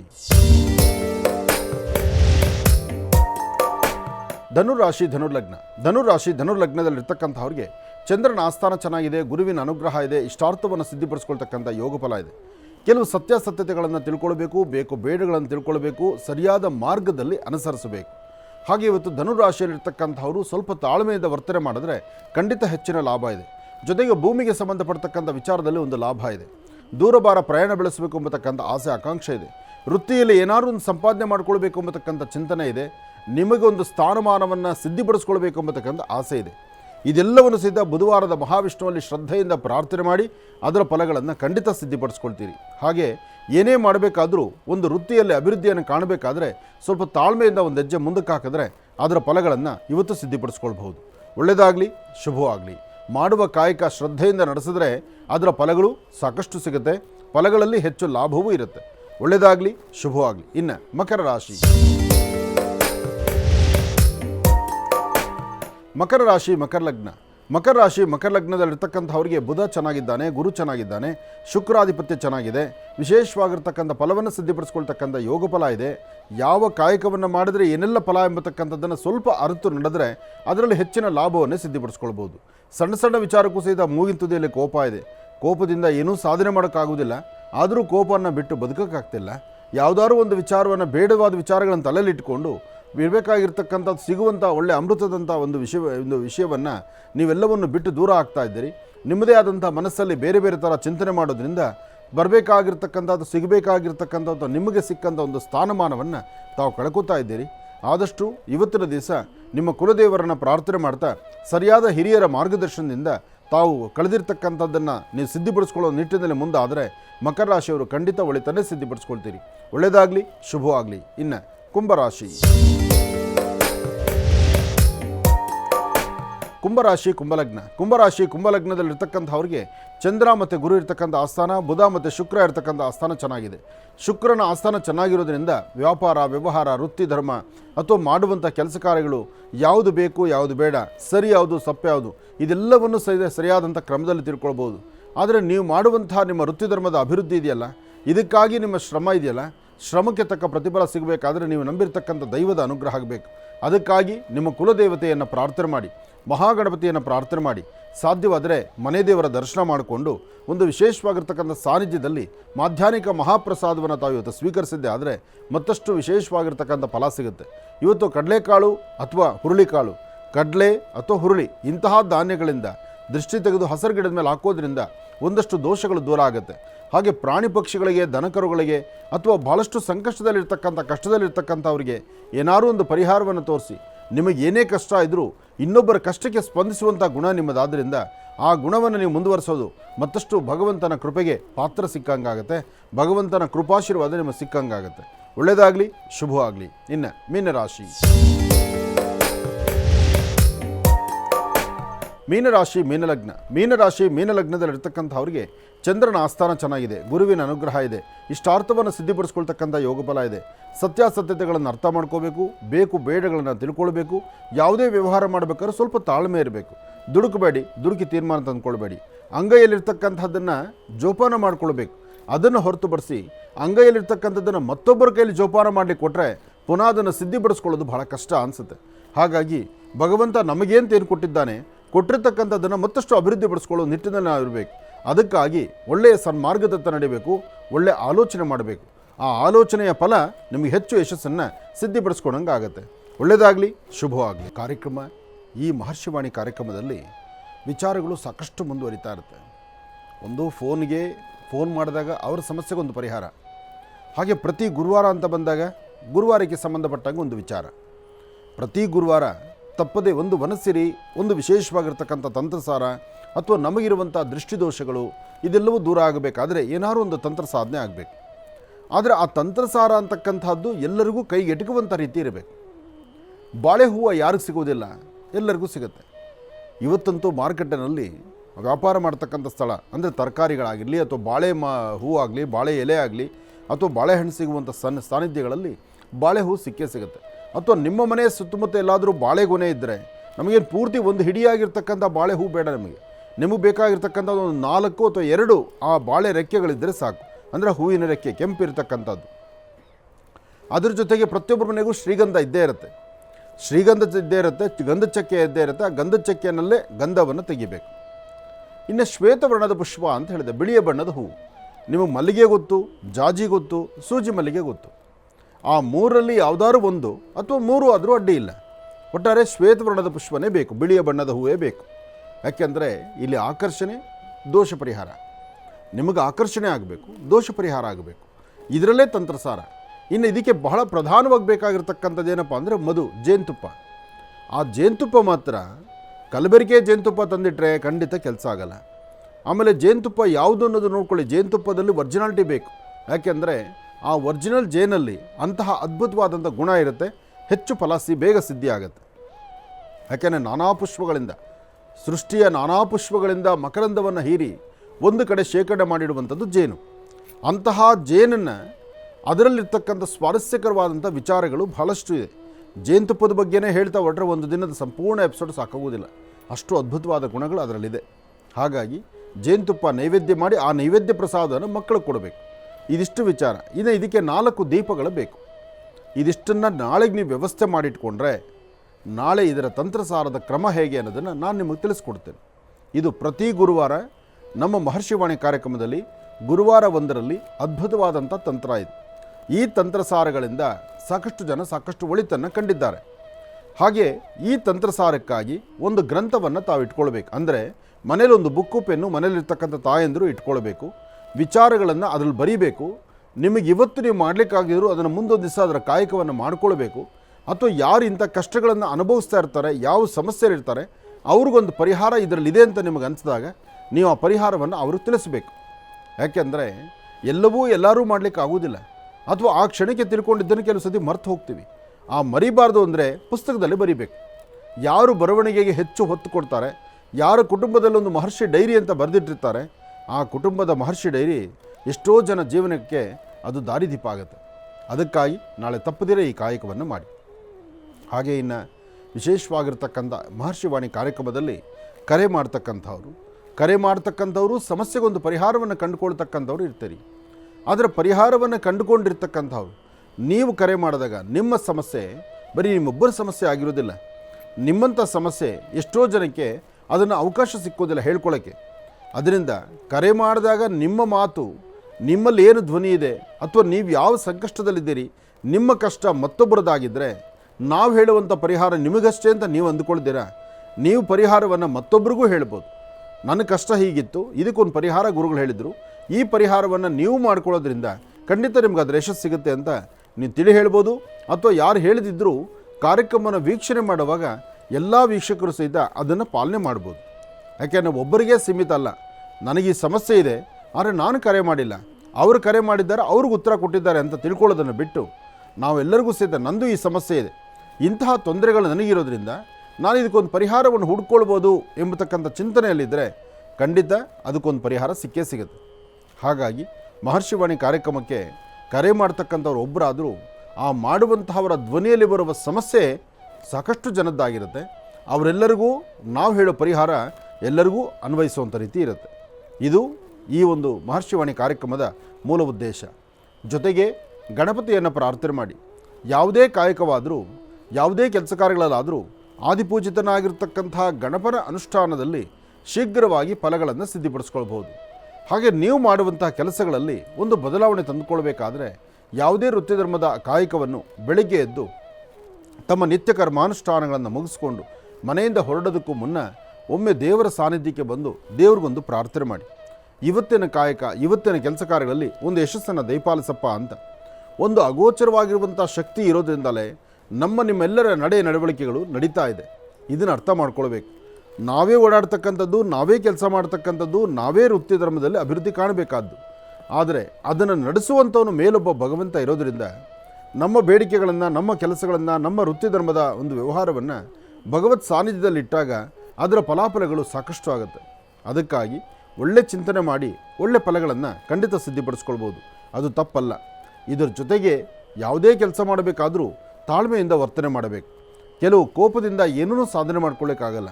ಕೋಪ ಅಂತಕ್ಕಂಥದ್ದು ನಿಮ್ಮನ್ನೂ ಹಾಳು ಮಾಡುತ್ತೆ, ಮತ್ತೊಬ್ಬರನ್ನು ಹಾಳು ಮಾಡುತ್ತೆ. ಅಲ್ಲೇ ಹಸನ್ಮುಖಿತನ ಇದ್ದರೆ ಆ ಕ್ಷಣ ಸ್ವಲ್ಪ ತಡ ಆದರೂ ಸಹಿತ ಅದು ಮತ್ತೊಂದು ಕಡೆ ಅದು ನಿಮಗೆ ಸ್ವಾಗತವನ್ನು ಕೋರುತ್ತೆ. ಅದಕ್ಕೋಸ್ಕರ ದುಡುಕಿ ಯಾರೂ ತೀರ್ಮಾನ ತಂದುಕೊಳ್ಬೇಡಿ. ಏನೇ ಕೆಲಸ ಮಾಡಬೇಕಾದರೂ ಸ್ವಲ್ಪ ತಾಳ್ಮೆಯಿಂದಲೇ ವರ್ತನೆ ಮಾಡಿ. ಆ ಕ್ಷಣಕ್ಕೆ ಅದು ನಿಮಗೆ ಸಿಗದಿದ್ದರೂ ನಿಮಗೆ ಅಂತ ಹಣೆಯಲ್ಲಿ ಬರೆದಿದ್ದರೆ ಅದು ಯಾರೂ ತಪ್ಪಿಸ್ಲಿಕ್ಕಾಗೋದಿಲ್ಲ. ಪ್ರತಿಯೊಂದು ನಿಮ್ಮ ಹಣೆಯಲ್ಲಿರಬೇಕು. ಅಂದರೆ ನಿಮಗೆ ಭಗವಂತ ಬರೆದಿಟ್ಟಿರಬೇಕು. ಈ ಮನೆ ಅನ್ನದ ಋಣ ನಿಮಗಿದ್ದರೆ ಈ ಮನೇಲಿ ಎಷ್ಟು ದಿವಸ ಅನ್ನದ ಋಣ ಇರುತ್ತೋ ಆ ಮನೇಲಿ ಇದ್ದೇ ಇರುತ್ತೆ. ಎಲ್ಲೋ ಒಂದು ಕಾರ್ಯಕ್ರಮಕ್ಕೆ ಹೊರಡಬೇಕು. ಎಷ್ಟೋ ಜನ ನೋಡಿ ಸಮೃದ್ಧಿಯಾದಂತಹ ಒಂದು ದೊಡ್ಡ ಕಾರ್ಯಕ್ರಮಗಳಿಗೆ ಹೊರಡ್ತೀರಿ. ಕಾರ್ಯಕ್ರಮಕ್ಕೆ ಹೋಗಿ ಕಾರ್ಯಕ್ರಮ ವಿಸಿಟ್ ಮಾಡ್ತೀರಿ. ಅಲ್ಲಿ ಊಟ ರೆಡಿಯಾಗಿರುತ್ತೆ, ಅಲ್ಲಿ ಊಟ ಮಾಡಬೇಕು. ಅಲ್ಲಿ 4-6 ಜನ ನಿಮ್ಗೆ ಬಲವಂತ ಮಾಡ್ತಾರೆ, ಊಟ ಮಾಡ್ಕೊಂಡೋಗಿ ಹೇಳ್ತಾರೆ. ಆದರೆ ಹೇಳುವವರ ಎಲ್ಲ ಮಾತನ್ನು ಕೇಳಿಸ್ಕೋತೀರಿ, ಊಟ ಮಾಡೋದಿಲ್ಲ. ಅಲ್ಲಿ ವಾಪಸ್ ಬರ್ತೀರಿ.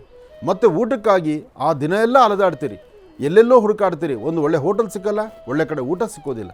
ಹಾಗಾಗಿ ಅನ್ನ ಅಂದ ತಕ್ಷಣ ಅಲ್ಲಿ ನಿಲ್ಲಬೇಕಾದ್ದು ಧರ್ಮ. ಆದರೆ ಕೆಲವು ನಿಲ್ಲಲ್ಲ. ಅಂದರೆ ಅವತ್ತು ನಿಮ್ಮ ಹಣೆಯಲ್ಲಿ ಅದು ಬರೆದಿಲ್ಲ. ನಿಮ್ಮ ಹಣೆಯಲ್ಲಿ ಅದು ಬರೆದಿದ್ದರೆ ಅವತ್ತು ಊಟ ನಿಮ್ಗೆ ಅಲ್ಲಿ ಸಿಗುತ್ತೆ. ಅದಕ್ಕೋಸ್ಕರ ಯಾವುದೇ ಆದರೂ ವಿಧಿ ಲಿಖಿತ, ಆ ವಿಧಿಯನ್ನು ನಾವು ಸ್ವಾಗತಿಸೋಣ, ಪ್ರಾರ್ಥನೆ ಮಾಡೋಣ. ಒಳ್ಳೆಯದಾಗಲಿ, ಶುಭವಾಗಲಿ.